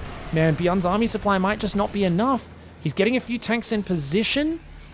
Almost even on Marines. He's up 20 workers right now, is Byun. He's going to go for it. Oh, Byun, what the hell? He doesn't have any scans. He just assumed that Clem was unsieged. Byun gambling like a mad lad, but he's got the Marine flank from the left. It might just be enough. It might just be enough. He cleans up the push. Clem saves a few Marines and a lot of medevacs, but dude, I really feel he just anticipated Clem to be unsieged, stimmed on it, went, oh crap, you're not sieged. I mean, you are sieged, you're not unsieged. Right now, it's even on workers, 48 to 50. Very similar bases mining, similar amounts of minerals, 1,500 minerals a minute coming in for both sides. Clem's going to go for a counter drop, realizing he cannot get his medevacs home, but that means these Marines don't have a lot of healing. He's going to go in with that counter drop. 3 Marines into a barely defended third base. A couple of SCVs will go down. On the front, Byun's got a pretty nice siege up position. Clem actually sieges in vision and gets himself a nice shot off. But Byun does counter scan and will take out that siege tank. Drop does have to pull back. Byun wins the siege tank trade. It's 1 tank for Clem. 6 for Byun. Wowzers. 6 siege tanks for Byun. That is a sick siege tank count. I'm cringing inside, but I'm also smiling in joy at unleashing that weapons-grade cringeonium. Sorry, guys. Extra base over there. Bases are back and landed. If this one finishes, I feel like Clem's back on a decent amount of bases, but... Oh, good push. The tank count. You can't fight those tanks. You can't fight those tanks. Clem's got to get out of here. Byun already has the advantage, though. The numbers are too great. Wow, he jumps on top. Absolute mad dog. Clem goes for a desperate counterattack. Too many Marines out of position in that scenario. And he's going to go for the third base. He could potentially get it. The SCVs are going to repair, though. Oh, not in time. Byun a little slow on that repair, but a lot of Marines died for that cause. And no doubt he will rebuild it. Byun already has his main floated out to a 5th base. There is still a single Marine. I love that Clem's trying to be as annoying as possible, but Byun is now up 30 army supply. And it seems like Byun fighting for Shopify Rebellion's life here after being revived is coming out with a fantastic TVT. Clem perhaps getting worn down by the sheer number of opponents that Shopify Rebellion is throwing at him. That tank fire, devastating. The single Marine here, I nickname him Billy Bob the SCV Murderer. This man has drilled more SCVs than an SCV could drill minerals in an entire game. He's only got 2 kills, to be fair, but he's being very annoying. He's making them run away. He's shouting, he's making loud noises. Over here, siege tanks are trying to lift down to defend the planetary. They ain't going to get there in time. There is no way. That is too much Marine tank. Byun denies that. I love the attempt to siege on the high ground, but Byun, as long as he scans, I think he could take those out. Clem has to tap out of this game, and Byun keeping Shopify Rebellion alive. All right, guys. Well, guess what? I've had the scoreboard wrong the whole time. Apparently, it's a best of 7, and it's just if we get to the final match. So if Byun wins this game and denies them taking a match, then wins the next one, and then in the final game it goes 1-1, and it goes, okay, we both get to 4 points at the same time, that's when you get the final ace match, and it becomes effectively a best of 9. But normally it's a best of 7, so first to 4 wins. If Clem wins this map, it is over for Shopify Rebellion's Byun. There is no second revive, though, of course. For the final ace match, you do need to use a different player to the one that you already revived. So Byun will not be used if we get to that ace match. That being said, if Byun wins this game, the next one, and the one after that, so if he beats 2 more opponents after Clem and basically all kills Team Liquid, he can avoid the ace match.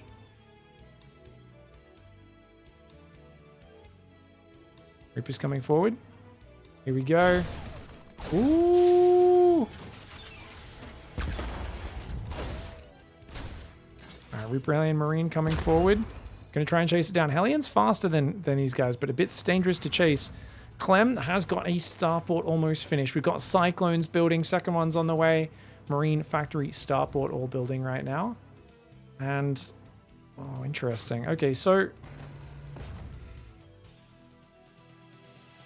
Natural command center's coming up. We've got the gas going down for both players. It's going to be a Medevac Cyclone duel. I mean, this is always a funny thing. Because it's both players are basically going to be shoving Medevacs at each other. And if they don't cross paths in the middle of the map, they don't realize the other guy's also dropping.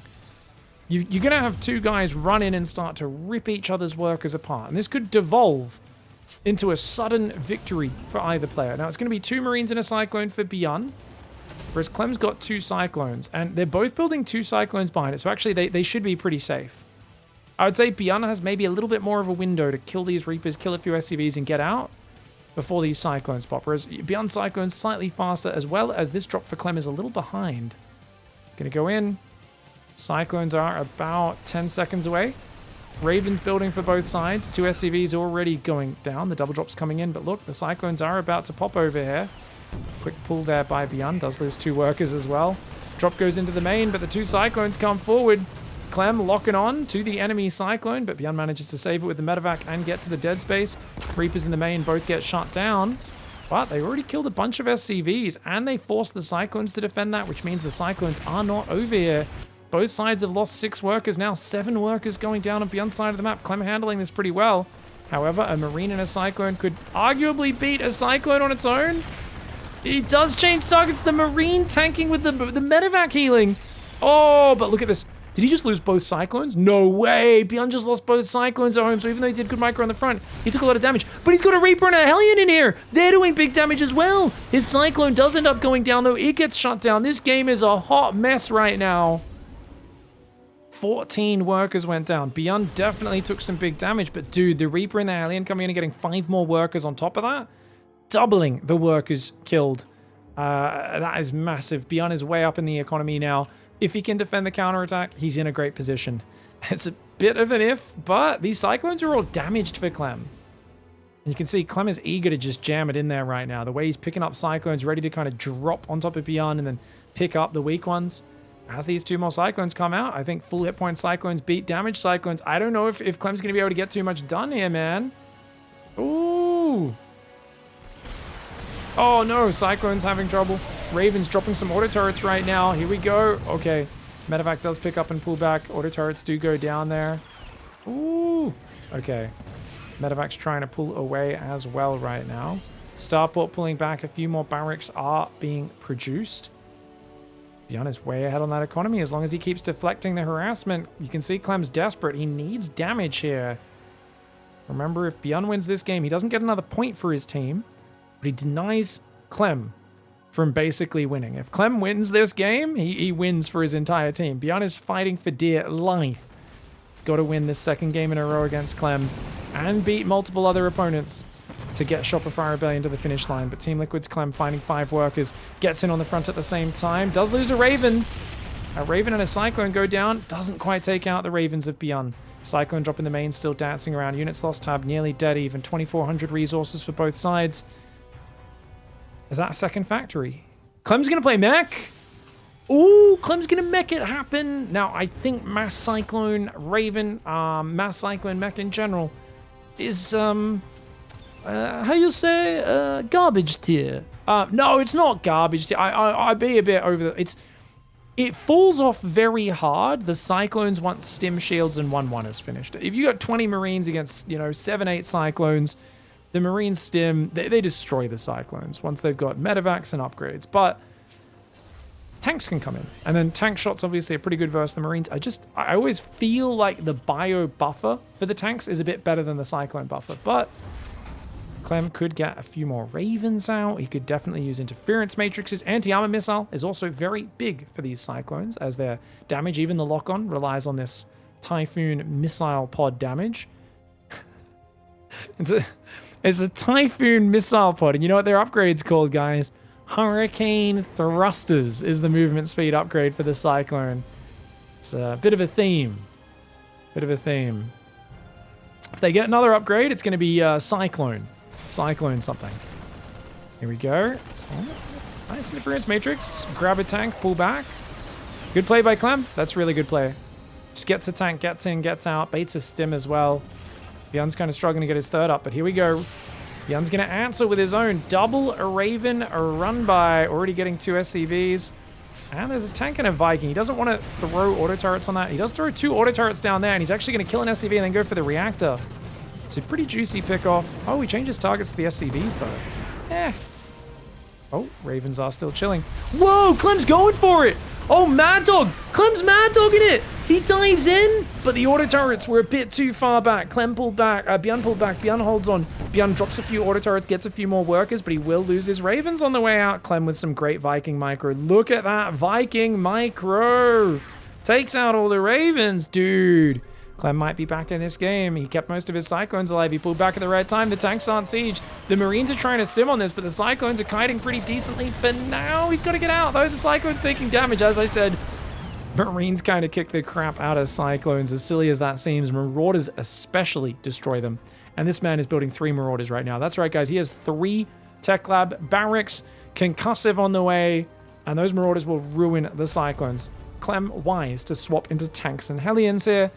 Tanks plus Hellbats. It's not a bad style of mech. It's a creative style, though. It's one that plays into a defensive player's strengths. Clem is an aggressive player. Definitely he's become more well-rounded recently. He can turtle up with some of the best players in the world, but it is not the style that he is famous for. Marine tank in the main base. We're going to see a bit of a siege up, potentially. Yeah, looks like he will. I like this drop for Byun. Gets an SCV, gets a turret. Hellions and auto turrets will come in. The Marines will kill a few of these Hellions, but enough Cyclones to clean it up. Was that worth it for Byun? Not quite sure it was.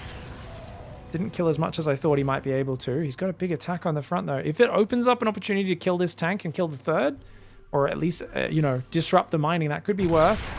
Big first tank shot goes down. Second one also damaging the Marauders, but not really killing anything. A lot of SCVs falling. 9 workers do go down. The command center taking big damage. Refinery will burn down. Tanks are sieging up. Time to pull out, Byun. And Byun pulls back at the perfect moment now. Oh, Hellion Viking coming forward along with these Cyclones.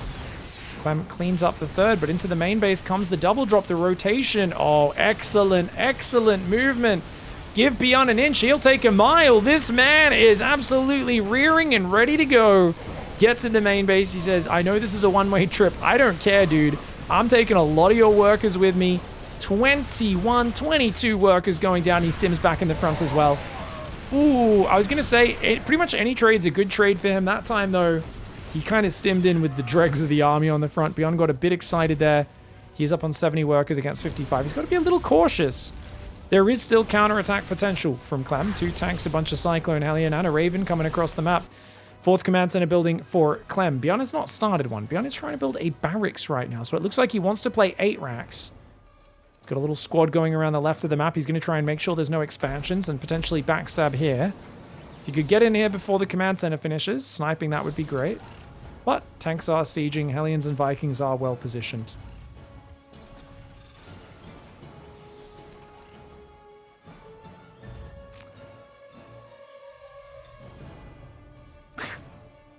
Twitch chat's quite funny today.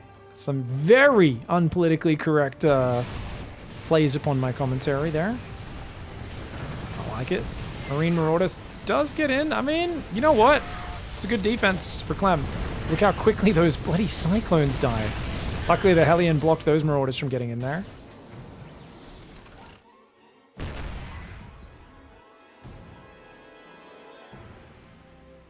Extra barracks starting to build. So he's going to 8 barracks here. Byun's going to try and play 8 racks. He just wants to play mass bio tank. Second factories are for tryhards in his mind. Double armor, he's trying to go down for Clem, so he wants to turtle this out. I don't know, it's hard to get there though. He's on 8 tanks, 8 Vikings, a Cyclone and a Raven. He's got a few turrets up. Byun's happy to take this one on the chin. He says, yeah, I know there's no way out, but as long as I get in there and do good damage, I'm fine with it. The tanks, 2 tanks going down already. Can't get to the 3rd tank though, or can he? Looks like that will go down. Good defense by Clem, but look at the way he pulls back. Might get an armory here. The Vikings may need to land to take this out. Finally dealing with this, but man, it's so hard to get on top of. And every time Byun does that, he's up to 4 bases. Next, he'll take a 5th base on location, then a 6th base. You know, you'll get further and further in. Look at that. If he catches you out of position a little, then he'll jump in, grab SCVs, and pull out. He's got a mobile army. Why pull out, though? This man wants to get Clem's worker lines pregnant with bio. He wants to get the Marine Marauder right up in there.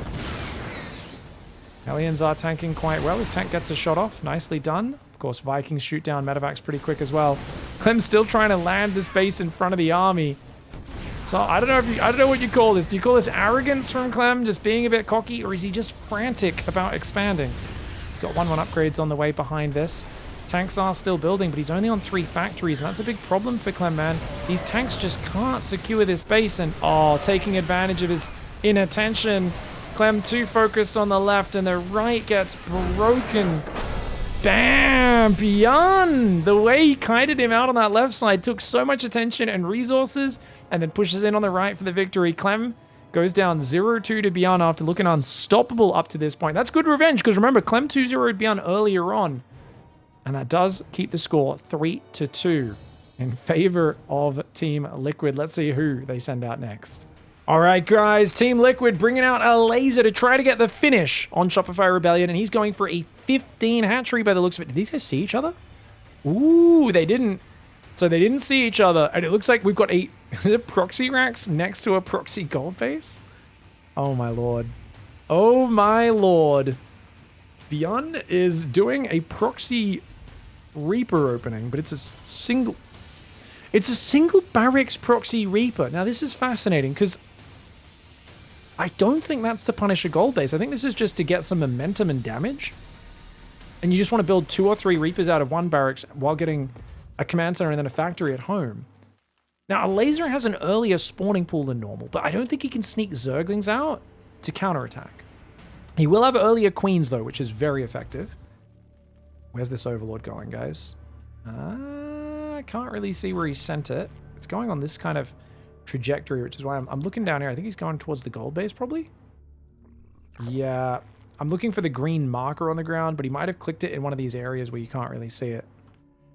Drones coming out right now. Oh, he's transferring drones. That's not good. Oh, that's really bad for Elazer, guys. Byun is like, oh, yeah. And Elazer's like attacking it. That's not the play, guys. That is not the play. Attacking the barracks is not the play. I think he's thinking it's maybe a marine proxy, but there is no way this is good. Oh no, oh no, oh no. This is a problem, guys. This is a real problem right now. Barracks, bunkers trying to be built down here as well next to the gold base. I mean, the queen at least will be faster than normal. Okay, he's gonna have to do some quick spore tricks and whatnot. Oh, if he gets the SCV, that'd be good, but he's actually not finishing it off. Reaper focus fires, slick. Good spore crawler trick though. Drone goes down. 2 drones go down. SCV has fallen though. He doesn't have enough money. He can only do a few of these building tricks. Oh, good extractor trick at the last second. Zerglings will buy time. Drone will get back to the gold mining. Queen is out. Queen needs to defend. Reaper actually takes a fair bit of damage. Second Reaper's about to pop. Queen's going to go for an inject. That's interesting. I thought he'd go for a creep tumor, but... Oh. Oh. Oh my god, that's an ambitious Reaper. Barely gets it. Gets the kill. Doesn't die. Probably worth it. Gold base mining is now massive for Elazer. Byun's command center's up. He's building a factory behind it, but remember, he doesn't have a reactor. So it's going to be a long time before he gets a lot of Hellions to join in, and there's already a Roach Warren on the way. And you know why? Because that's 2 gases in 1. That is 2 gases in 1, and that's going to be very effective for him. Elazer. Oh, does lose a drone. And any interrupting on this mining, any interruptions, I should say, is huge. Any interrupting on this mining here, it's going to be proper good. Now, do we go for a Roach attack, I wonder? Oh, only one queen to defend. He loses another drone. That grenade could be good, man. Second drone, third, fourth. Oh, my lord. These two Reapers are wreaking havoc. Yes, one of them goes down, but what cost, man?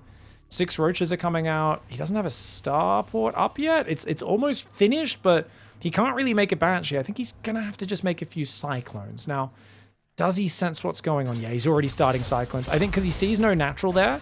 So Byun realizes, like, okay, why is there no natural? Oh my god, another drone just died. 8 workers! This Reaper has 7 kills. I don't know what they're going to call this guy. Jack the Reaper? Because he butchered so many defenseless drones in dark alleyways? Man, I'm really leveling up my cringe today. What can I say? I've been away from casting for a week, and I come back, and it's like I've got a bucket of cringe I just need to help spread around. Sorry, guys. Extra gas is on the way, as well as a 3rd hatchery, so it's not an all-in. It's 9 Roaches and 1 Ravager on the way.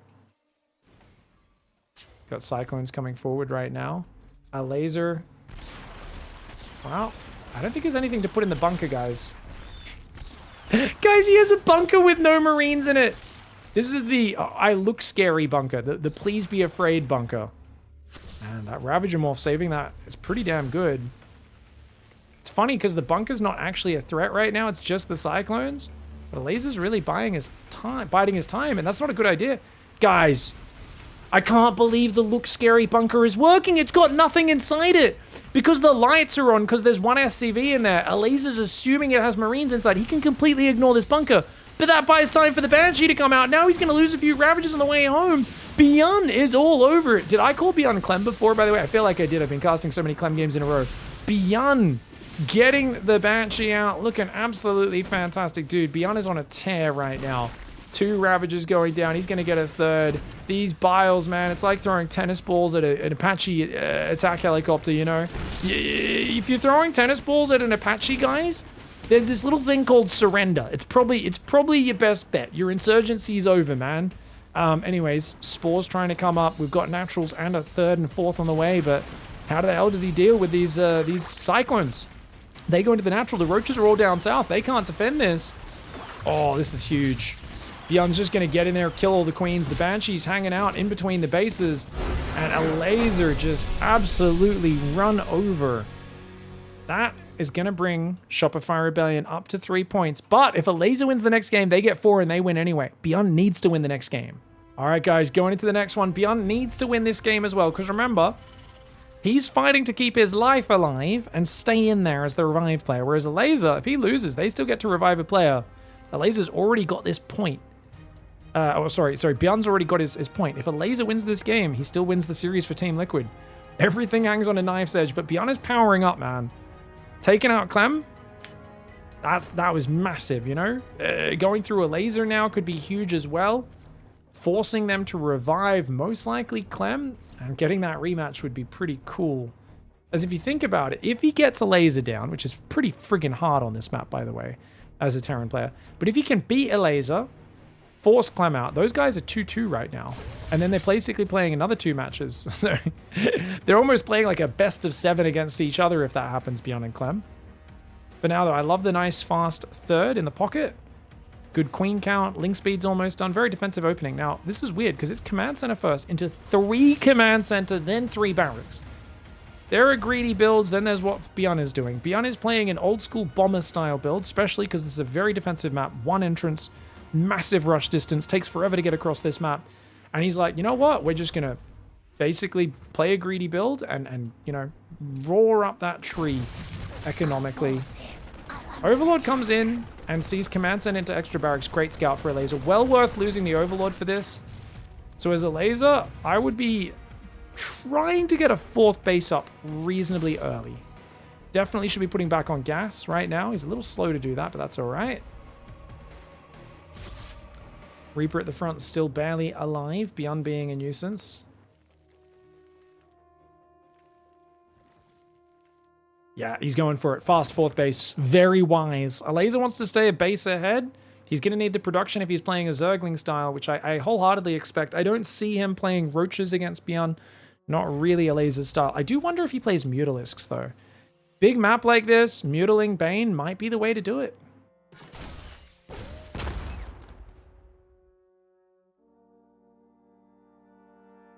Who does Byun tend to beat? Who does he tend to lose to?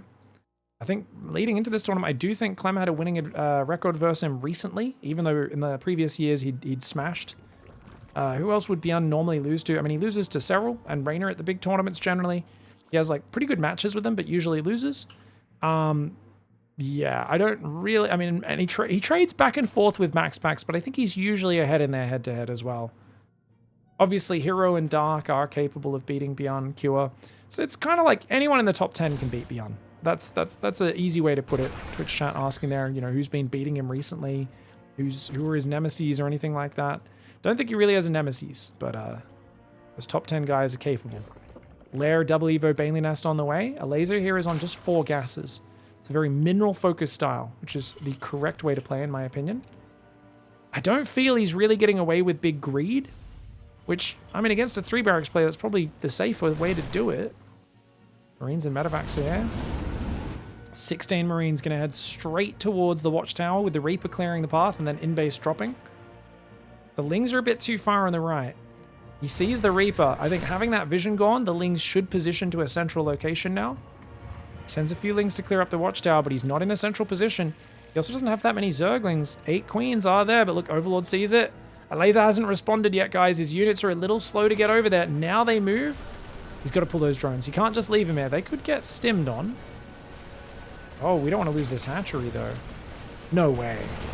Oh, he's going to... Yeah, if he wants to keep the hatchery, he needs to fight right now. But if he fights right now, it's a bad fight. It's a bad fight. Okay, there we go. The hatchery gets transfused. The Lings and Fates coming forward. Byun picks up and leaves. Mining time. A bunch of Zerglings. Almost kills the hatchery, but not quite. Overall, good defense for Elazer. That could have been a lot worse. Elazer's taking a 5th base down the bottom. He's got a hive already. Man wants to play Ultralisks. Ultras don't care as much about Widow Mines as Ling Bane. But of course, Byun is not going to let him get there very easily, is he? A few Banelings. Cocoons going down. Partial refund for Elazer as they hadn't completed. Biomine coming forward. Second factory is on the way, so it's going to be no doubt drilling claws. Ooh, Queens are pretty nicely positioned, but Elazer's not focus firing. Oh, he didn't shoot the Medivacs down, which means those drops can just pick up and leave. He gets the hatchery. Oh, gets a Queen or 2, gets the hatchery. Dude, Byun all over it. Elazer was not expecting him to just YOLO in there like that.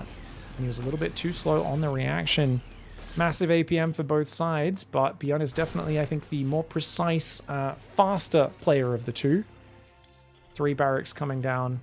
It's funny because we don't think of Elazer as one of the fastest players in the world anymore. We thought of him as like this young gun who was coming up and playing at a blitzing fast speed. I guess it was 2015, wasn't it? Yeah, it's 2015.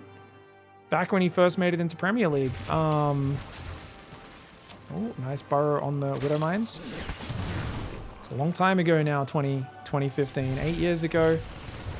He was definitely... has won himself championships in the past, though it's been a hot minute.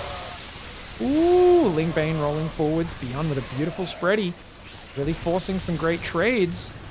Ooh, decent spreadies for Elazer, though. I think he's handling things quite well. And Byun should really be picking up there. Man, he stays so long. Byun is such a crazy guy. Like, he stays so much longer than most players will, where he's just trying to force more damage. Sometimes to his advantage, sometimes to his detriment. In that case, I think to his favor, for sure. Ultra Cavern is almost complete. Macro Hatch as well. 2-2s on the way, but the +2 melee was quite delayed. 4th command center on location. Byun still hasn't mined out the in-base. He's just expanding forwards on the map, and he's like, yeah, as long as I control that left side of the map, I'm happy. Marines come forward. Getting a little bit of damage. A little bit slow on the boost forward, though. Queen count is at 5 right now for Elazer. Elazer's got a good Ling Bane count. His first Ultralisk and Kindness Plating have started up. Triple drop rotating to the left for Byun. 2 Widow Mines and 20 Marines, a very good force. Marines find a new Creep Tumor and a Queen.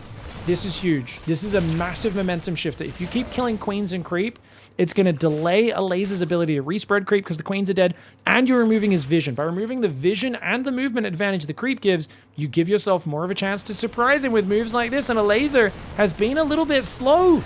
Not quite getting on top of it, and look at the way he spreads he drops kind of spread out. Oh, 10 drone Widow Mine. And look at that Widow Mine as well. 13 Zergling kills. Not enough Lings to defend this. There's going to be a few Marines left at the end of that, which means, uh-oh, he's not sending any more units. A drop in the back of the main also distracted him. That's dancing around. Biomine comes forward on the front. Elazer having a spread, which means he's not dealing with those Marines. And Ultralisk does get over there, starts to deal with it. Over here, Byun's drops dancing in, trying to threaten all bases at once. He goes right, he goes left. He can't find an opening right now. Any holes of goal for these medevacs. Starts unloading behind the third. The Spore and the Queens will clean that up. In the main base, though, that drop finds an opening. And any opening is going to be very useful. Ling Bane getting forward, but the concussive Marauders are here. Marauders do not care about Banelings. They are not light units. They only take 16 damage a shot. And that is not that much. Marines dropping in the natural. He's dancing right now. This is why I was saying Mutalisks might be the play on this map, because this map is incredible for drop play. Yeah, it's hard to push the front. It's hard to kill a Zerg, but you can stretch him out thin. The bases are spread far apart. There's so many drop angles. Byun utilizing that excellently right now as more Widow Mines come forward, more Marine Marauder picking up and pulling back. There's a drop in the main base. There's a drop of Widow Mines in behind the third. On the front, he picks up, pulls back, but guess what? The drop in the main does get shut down. Elazer somehow hangs on, and he's got 5 Ultras in production, which is actually pretty damn decent. The problem is these drops. Byun is just in full annoying Terran mode. Drop the high ground, drop the low ground, high ground, low ground, high ground, low ground. 2 more drones have gone down. Those Widow Mines have recharged on the left. Ling's trying to get on top of this, but they're trapped right between the minerals. Elazer, he does lose the Ultra. Byun gets the Ultra, picks up, pulls back. Widow Mines are still firing. Queen goes down there as well. Lings will finally clean it up, but Byun is not done yet. He's got another army pushing forward the front. More command centers are building for him. Luckily, burrowed Zerglings are blocking the next 2 natural expansions for him. Anabolic Synthesis is on the way, as well as 3/3 upgrades right now for Byun. Few Ultras and Banelings ambush this push forwards. Few Widow Mines unable to fire there. These Widow Mines not doing game-ending damage or anything like that. But there's a lot of Marauders behind it. I love this Ling interception on the rally, though. The Widow Mines trying to punish it, not quite able to. Command Center's getting taken out. No cancels. Drop in the top does go down as well. Elazer's hanging on. He's on 80 workers. Elazer is fighting right now for the pride of Team Liquid. He is looking for that finishing blow, and he's actually taken this from what I thought was a terrible position to him using the massive space on this map. Terran hate this map for a reason, guys. Doesn't matter how much of an advantage you get. Getting the Zerg out of the game feels impossible because it's just such a big distance to cross. And as your bases get more and more spread out, your rally gets more spread out, you're more and more open to those very fast mobile Zerg counterattacks. Now, don't get me wrong, Elazer's still in trouble. 3/3's way ahead for Terran. Ghosts and Libs are on the way. He's got extra bases going down, but the burrowed Zergling denying the top left. The 78 workers, the 81 army supply. Yes, he's down on army supply, but he's trying to rebuild Queens. I mean, his creep spread sucks. Don't get me wrong. He's in a rough spot, but it's not as bad as it was a minute ago. And if he can max out with a few Infestors, more Ultras, I think he can do pretty well. Widowmine drop just got F2'd to the front. Burrow plus SCVs do take out the Zergling on that base. And another big Doom drop getting prepared. Lings are going around to that top left before the Planetary completes. That's going to be a very successful run by SCVs. Will be in the open, and they should be able to deny the Planetary from morphing. +2 vehicle plating and drilling claws are on the way. No building armor or anything like that just yet. Medevac flies in, Medevac turns around. Ling Ultra Spore Crawler going to be enough to deal with that. Some Ling Bane Ultra here as well. Lings do find the expansion on the left. Many SCVs go down. Command Center forced to lift off. Ultra Ling Bane here not trading all that well. Units lost tab is 3,000 in favor of Byun. Definitely no transfuses in the reserve. Remember, he lost all of his queens earlier. He needs more Lings. He needs the Infestors down here. Oh, that's an F2. Elazer is just F2 to the front, but he's not actually got his forces ready. He fungles, but his army's not here. It's only 1 or 2 Ultras. Now the Lings come in. Where's the rest of the army? It's coming in piecemeal. Elazer taking a half-cocked engagement. And, you know, we said earlier, if you give him an inch, he'll take a mile. You know what? If you give him an inch, he'll give you 12. That is straight out of Twitch chat, that line. It's been echoing in my brain because it is so gloriously stupid, and it really fits the way Byun's playing today. This man is playing like an utter savage. The 3 Widowmines killing the Ghost was absolutely hilarious. Not every day you see that. Widowmine dropping the natural at the same time. The army on the front is overwhelming, and Byun, even on the map that is absolutely bad for Terran, finds a way to keep Shopify Rebellion alive, and he is forcing the revival out of Team Liquid. All right. Shopify Rebellion's Byun, keeping them alive by a thread, hanging on by his fingernails, refusing to go down without a fight. And he is cheesing the heck out of Cure, who has been revived. It was not Clem. So we're not getting that rematch. Now remember, the entire series started with Byun 2-0ing Cure with some very aggressive builds, right? And then Clem 2-0'd him back and began his absolutely brutal reign. Byun came back and 2-0'd Clem in revenge. But man, it's interesting they've sent Cure out. He apparently feels confident. This is the most ridiculously close proxy I've seen in a while. This is a proxy 2-Rax Marine Rush. Guys, this is a proxy Marine Rush. What the hell?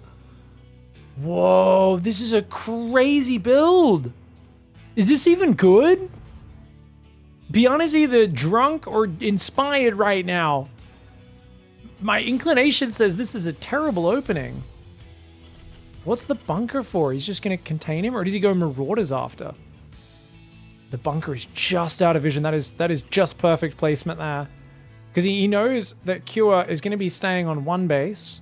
Usually. Cure almost always opens one base. Oh my god, he comes in with an SCV and a single Marine. This is a crazy build order. Bunker on the high ground as well. I guess it's a fallback bunker. He's going to try and overwhelm here. Wow, this is a crazy commitment right now for Byun. 2 Marines coming in. SCV on the high ground, building that bunker. The bunker gives high ground vision as well, which is massive. The Marines microing back, as is the SCV, but he's lost both SCVs. Both SCVs going down, which means he can't keep building the bunker. But the bunker gives high ground vision, which is pretty important. He's already killed 5 workers. Wow, the Marine micro is slick. The Marine micro is fantastic. 7 worker kills. Ooh, tried to focus Cure's Marine, not able to take it down. Gonna take down that bunker is Cure. That's gonna keep Byun back. Byun's gonna go forward. Crazy man. Gets another SCV. Trades a Marine for it. I mean, he's got a worker advantage, does Byun.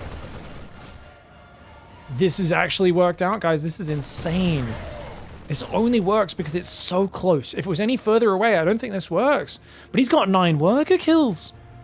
Byun may have just... he may actually be doing it. Remember, same rules apply as the rest of the series, guys. If either side, wins both games, it's over. They win 4-3. If it's 1-1, we get that final revival match, though. It's got to be a separate revival from the players that have already been revived, though. So that will be, I would say, rough for Shopify Rebellion, because they're going to have to bring out, Harstem versus Clem, probably, or Scarlett versus Clem.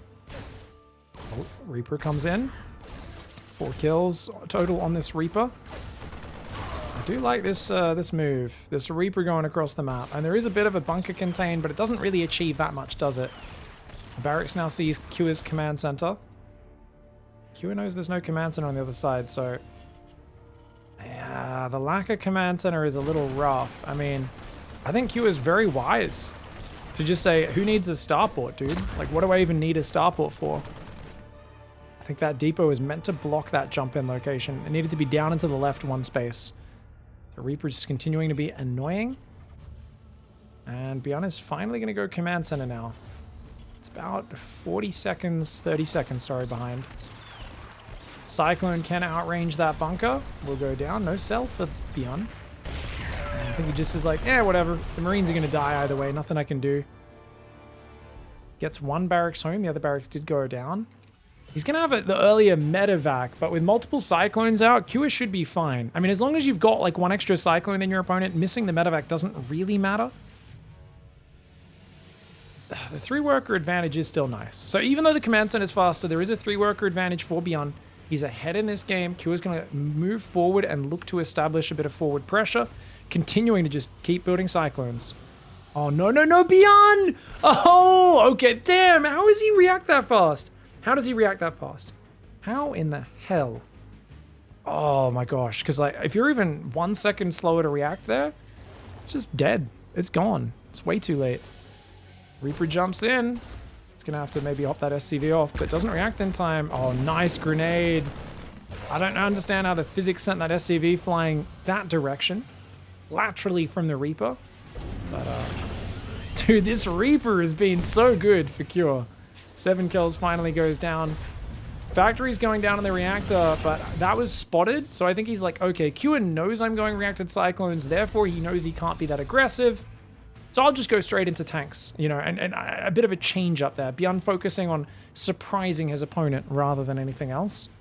Kua should be able to catch up on workers with the quicker expansion. And a Liberator for Byun, so a little bit of multi-prong pressure potentially coming in.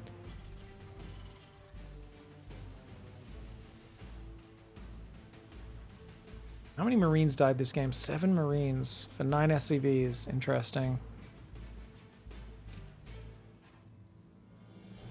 Still pumping Cyclones right now is Cure. Interestingly, a Medevac as well. He does make Interference Matrix, but then he cancels it. So it's going to be an 8 Cyclone. No, he's going to go for his own Cyclone drop. Okay, interesting. What a bizarre situation this is. Yeah, I don't think it makes sense for Byun to go in, I was about to say, but Byun's going to go in. He's got the Liberators in the main. So this is kind of the distraction. He's like, look over here, Cure. But he doesn't actually get any kills. So, Liberator doesn't really achieve too much, does it? Now, interestingly, there's no Cyclone going back to deal with it. Now he splits them. Liberator unsieges, goes back to the corner. As long as there's no Viking, it should be safe there. Oh. What are we doing, Byun? Very sloppy. Byun almost loses it. Meanwhile, Byun a little slow back here to defend. Double Cyclone drop going to go after some of those SCVs building the barracks. That's always a very useful pickoff. And the siege tank sends those Cyclones packing. Liberator, I'd love to see it sneak away on the north, but after already taking some damage, I think it's trapped there for the rest of this game, most likely. Cyclone drop did survive for Byun, so he's looking to potentially catch this on the way home. Oh, good damage. I'm surprised he's not moving to intercept with this medevac of his own. You can see the control groups of both players. Byun does not have that medevac control group. He seems to have forgotten about it. There we go. Now it's on number 4. Here comes a giant push. Ravens. Ravens coming in. Dude, Q is going to take him out. Look at the Ravens. He's got Matrix, right? Oh, he doesn't have Matrix. It's just auto turrets, but that's enough. Auto turrets on the siege tanks. 3 auto turrets go down. The tank falls instantly. And the SCVs are going to be going down as well. The tank Marine Cyclone tries to come from the high ground, but Byun, it was a cute opening. It got quite a bit of damage. But was it enough for building your barracks on the other side of the map? Perhaps not. As Kua comes out here. Beautiful defense into a fantastic revenge. And this is a turnaround from that earlier series today.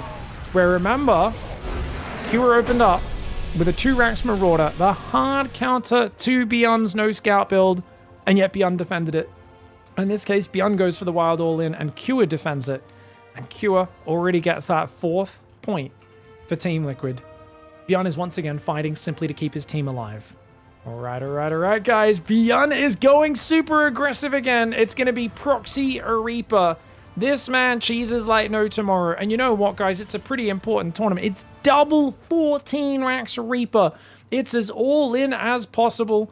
We've got Command Center first. No. GG. Guys, we're going to teach you commentary. We're going to teach you how to commentate this game right now. Because it's over, man. This is the most all-in build versus the most greedy build. Kua made the mistake here of thinking that Byun would do something logical. He's like, well, your all-in failed. Now you're going to play a 1-Rax expand. I'm going to do an even greedier expand. This is like very good metagaming from Kua if you're not playing against Byun. I've seen Byun proxy 3 times in a row. And just go for it. The man is a YOLO lord. He loves micro. He will just go completely all in, and that's it. Chat says, I saw Maru hold this. You're lying. Find me the game, Ballistic United. I'd actually love to see the game. I'd love to see the game, but CC first against double Proxy Reaper? I can't imagine it. Surely not. He's building Marines, which is the right unit to be safe here. It's better than building a Reaper because they build way faster. I don't know how you could possibly defend this. You need some god tier micro. Here we go. If you can find the game, I'd love to check it out. That would be very impressive. Oh man, 2 Reapers. If they kill the first Marine, there's no firepower. GG. Yeah. Oh, the SCV's actually got a few hits there. That was cute. And he wants to kill the SCVs building the factory if possible. Pretty much every SCV has to get pulled there. Just leave like the mules mining and just keep building Marines and then aliens. But the SCVs, he needs to block those Reapers from getting on the Marine. Oh, he goes straight back up. Okay. Q doing a pretty good job. He's not dead yet. The mules are on the natural. Oh, he's going to get back to the main. Does pull them very quickly, so at least he'll get some more mining from it. Second Marine pops out. Second Marine pops out. Maybe it's not GG. I mean, I don't know if I've ever seen Proxy 2-Rex Reaper versus CC first. It looks like a massive advantage for Byun, but it might not be GG. Oh my god, so many workers are going down. Oh man, so many workers going down. He's got so many Reapers. No, it's Ogre. It's all Ogre, man. Byun is gonna force the final match. From his team being down 3-1, Byun has hung on. And he is going to get us to that final deciding ace match. All right, guys. We've got Team Liquid's Clem in the top right side of the map. And in the bottom left, we've got Shopify Rebellion's Harstem. That's right, guys. We knew Byun could not be brought out and Cure couldn't. So we knew it was going to be Clem for Team Liquid. But who the hell was going to come out for Shopify Rebellion? And it looks like Harstem is the pick. And he's been very tricky with his probes, but oh, Clem's teammates have been studying. Harstem did this scouting pattern every game. In the previous 2 games he played against Clem, which were pretty competitive games. They were pretty close. Though he did lose 0-2. He did the same scouting pattern, got away with it both times. But clearly, the Team Liquid teammates were watching those games. They said, hey, Clem, you're probably going to be playing Harstem. Go look for that probe. If you shut that down, he has no vision. And this is such a better start because now Harstem's in the dark. And yeah, it's been Reacted Factory every time Clem's played TVP today, but Harstem doesn't know that, and he's going to have to guess. We're talking about Baldur's Gate 3 just before. Anyone coming back to my Twitch chat live? We're talking about racism towards goblins. Goblins, not real life racism. It's different. It's a little bit kind of different. Not always. It's quite. Anyways, moving on. Great game. Got to get back into it. I'd probably be more racist towards Drow as well, but I am a Drow. I ran and picked my character, and I don't know anything about the world really of Dungeons and Dragons, so I didn't realize they're kind of not the nicest either. Anyways. Reaper's bouncing back and forth.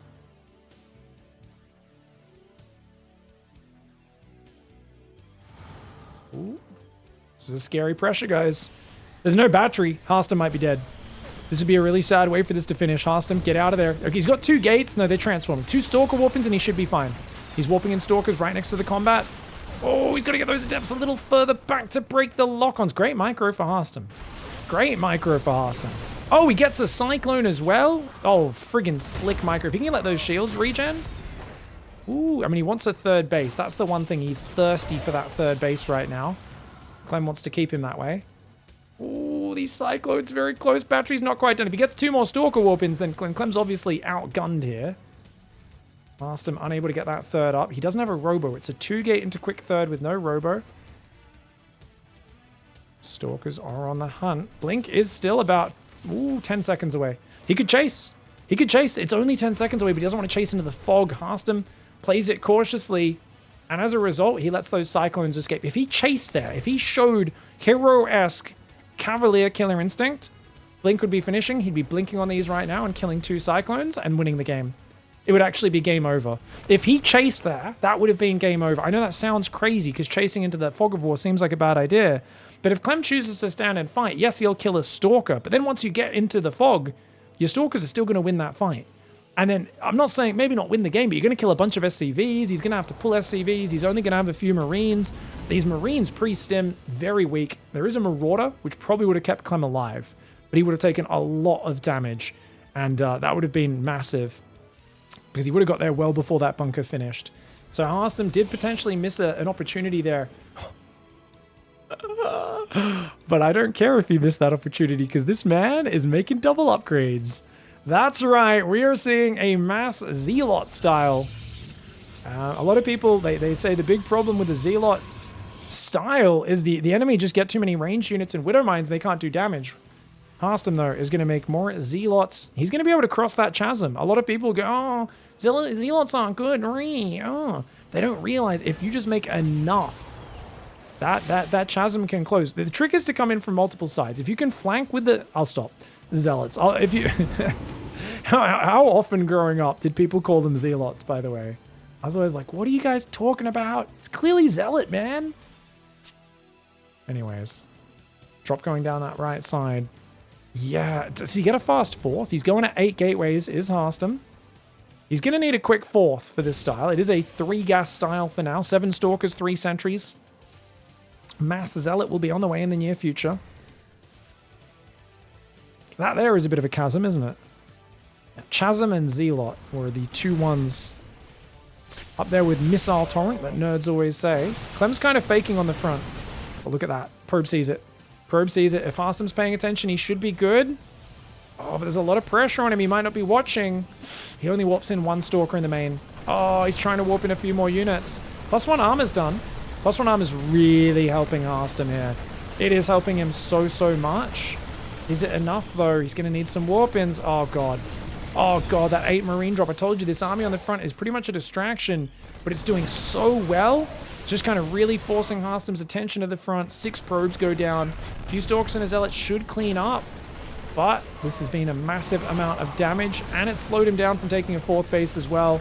The Stalker's getting picked off. Stalker's very slow at just straight up dealing damage. And on the front, Zealots and Stalker's getting overrun. Clem is looking great right now. 2-2 has started, but Harstem without a 4th Nexus, this is a problem. The 3rd base is almost finished. Clem's 3rd base is actually up at a really decent time. The Stalker's trying to force some damage here, but Clem is not overextended. He's very good at just pulling in, pulling out over and over again.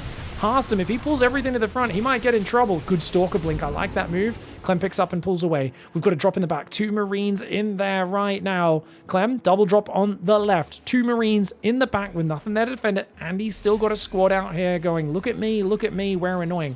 He did forget concussive shells, but it doesn't really matter right now. He is all over Harstem. These units are struggling. Harstem, good blink to dodge the Widowmine shot. Zealots do blink, charge in, sorry.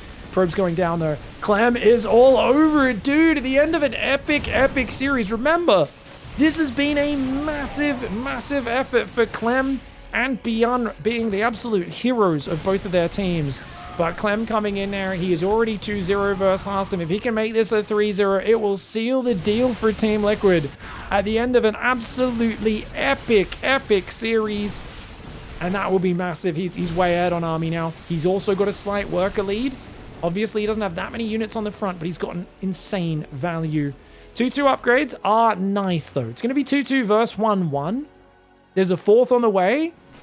There's a dream here where Harstem can do well. The problem is Widowmines don't care about upgrades. That's the problem. Zealots versus Marines is going to be great for him. These upgrades aren't quite ready yet. And those Widowmines, watch out for those Widowmines. They're still going to kill at least 1 Zealot with each shot, and that is a big problem. Stalker's coming forward, seeing what he can do. Just going to poke in. Blink. Ooh, Harstem takes a Stalker loss there to the Widowmine. The Bio is still just kiting it out. Look at the supply advantage. Absolutely disgusting. Armory's on the way as well as that +1 armor. +3 armor actually starts for Harstem. He's realizing, well, that's me win condition. It's getting a lot of upgrades, but look at that. Clem was focusing down the Stalkers even as he stutter stepped backwards. That's the sort of micro that makes Clem an absolute monster. Widowmine's trying to burrow in here. A few shots would be much appreciated. The +1 Marines are struggling against those 2-2 Zealots and Stalkers. The numbers, just an endless rally across the map. You can see another wave moves out. Meanwhile, Harstem barely hanging on with the dregs of a Protoss force. And every time those Marauders land hits, they don't care about your armor upgrades too much. A 3 armor Stalker is kind of nice, but a Marauder's doing 22 damage. It's still going to do 19 after that armor modification. And here comes the next wave. Time to get out of there, Harstem. 4 probes building at a time. Harstem trying to get that 4th base up. He's got great upgrades, but of course, Clem coming in with the Widowmine drop. And look at that. There's a nice cannon, but it's not in the middle of the mineral line, which means that Widowmine will still do damage. Harstem handling it as well as he can. No battery on this base. He's got enough units to defend for now. He's trying to secure a gold base, and of course, Clem still burrowing Widowmines. Army on the front holding on, distracting. The Widowmine only got a single probe. That one only got 2. It could have been better. Widowmine hits for Clem.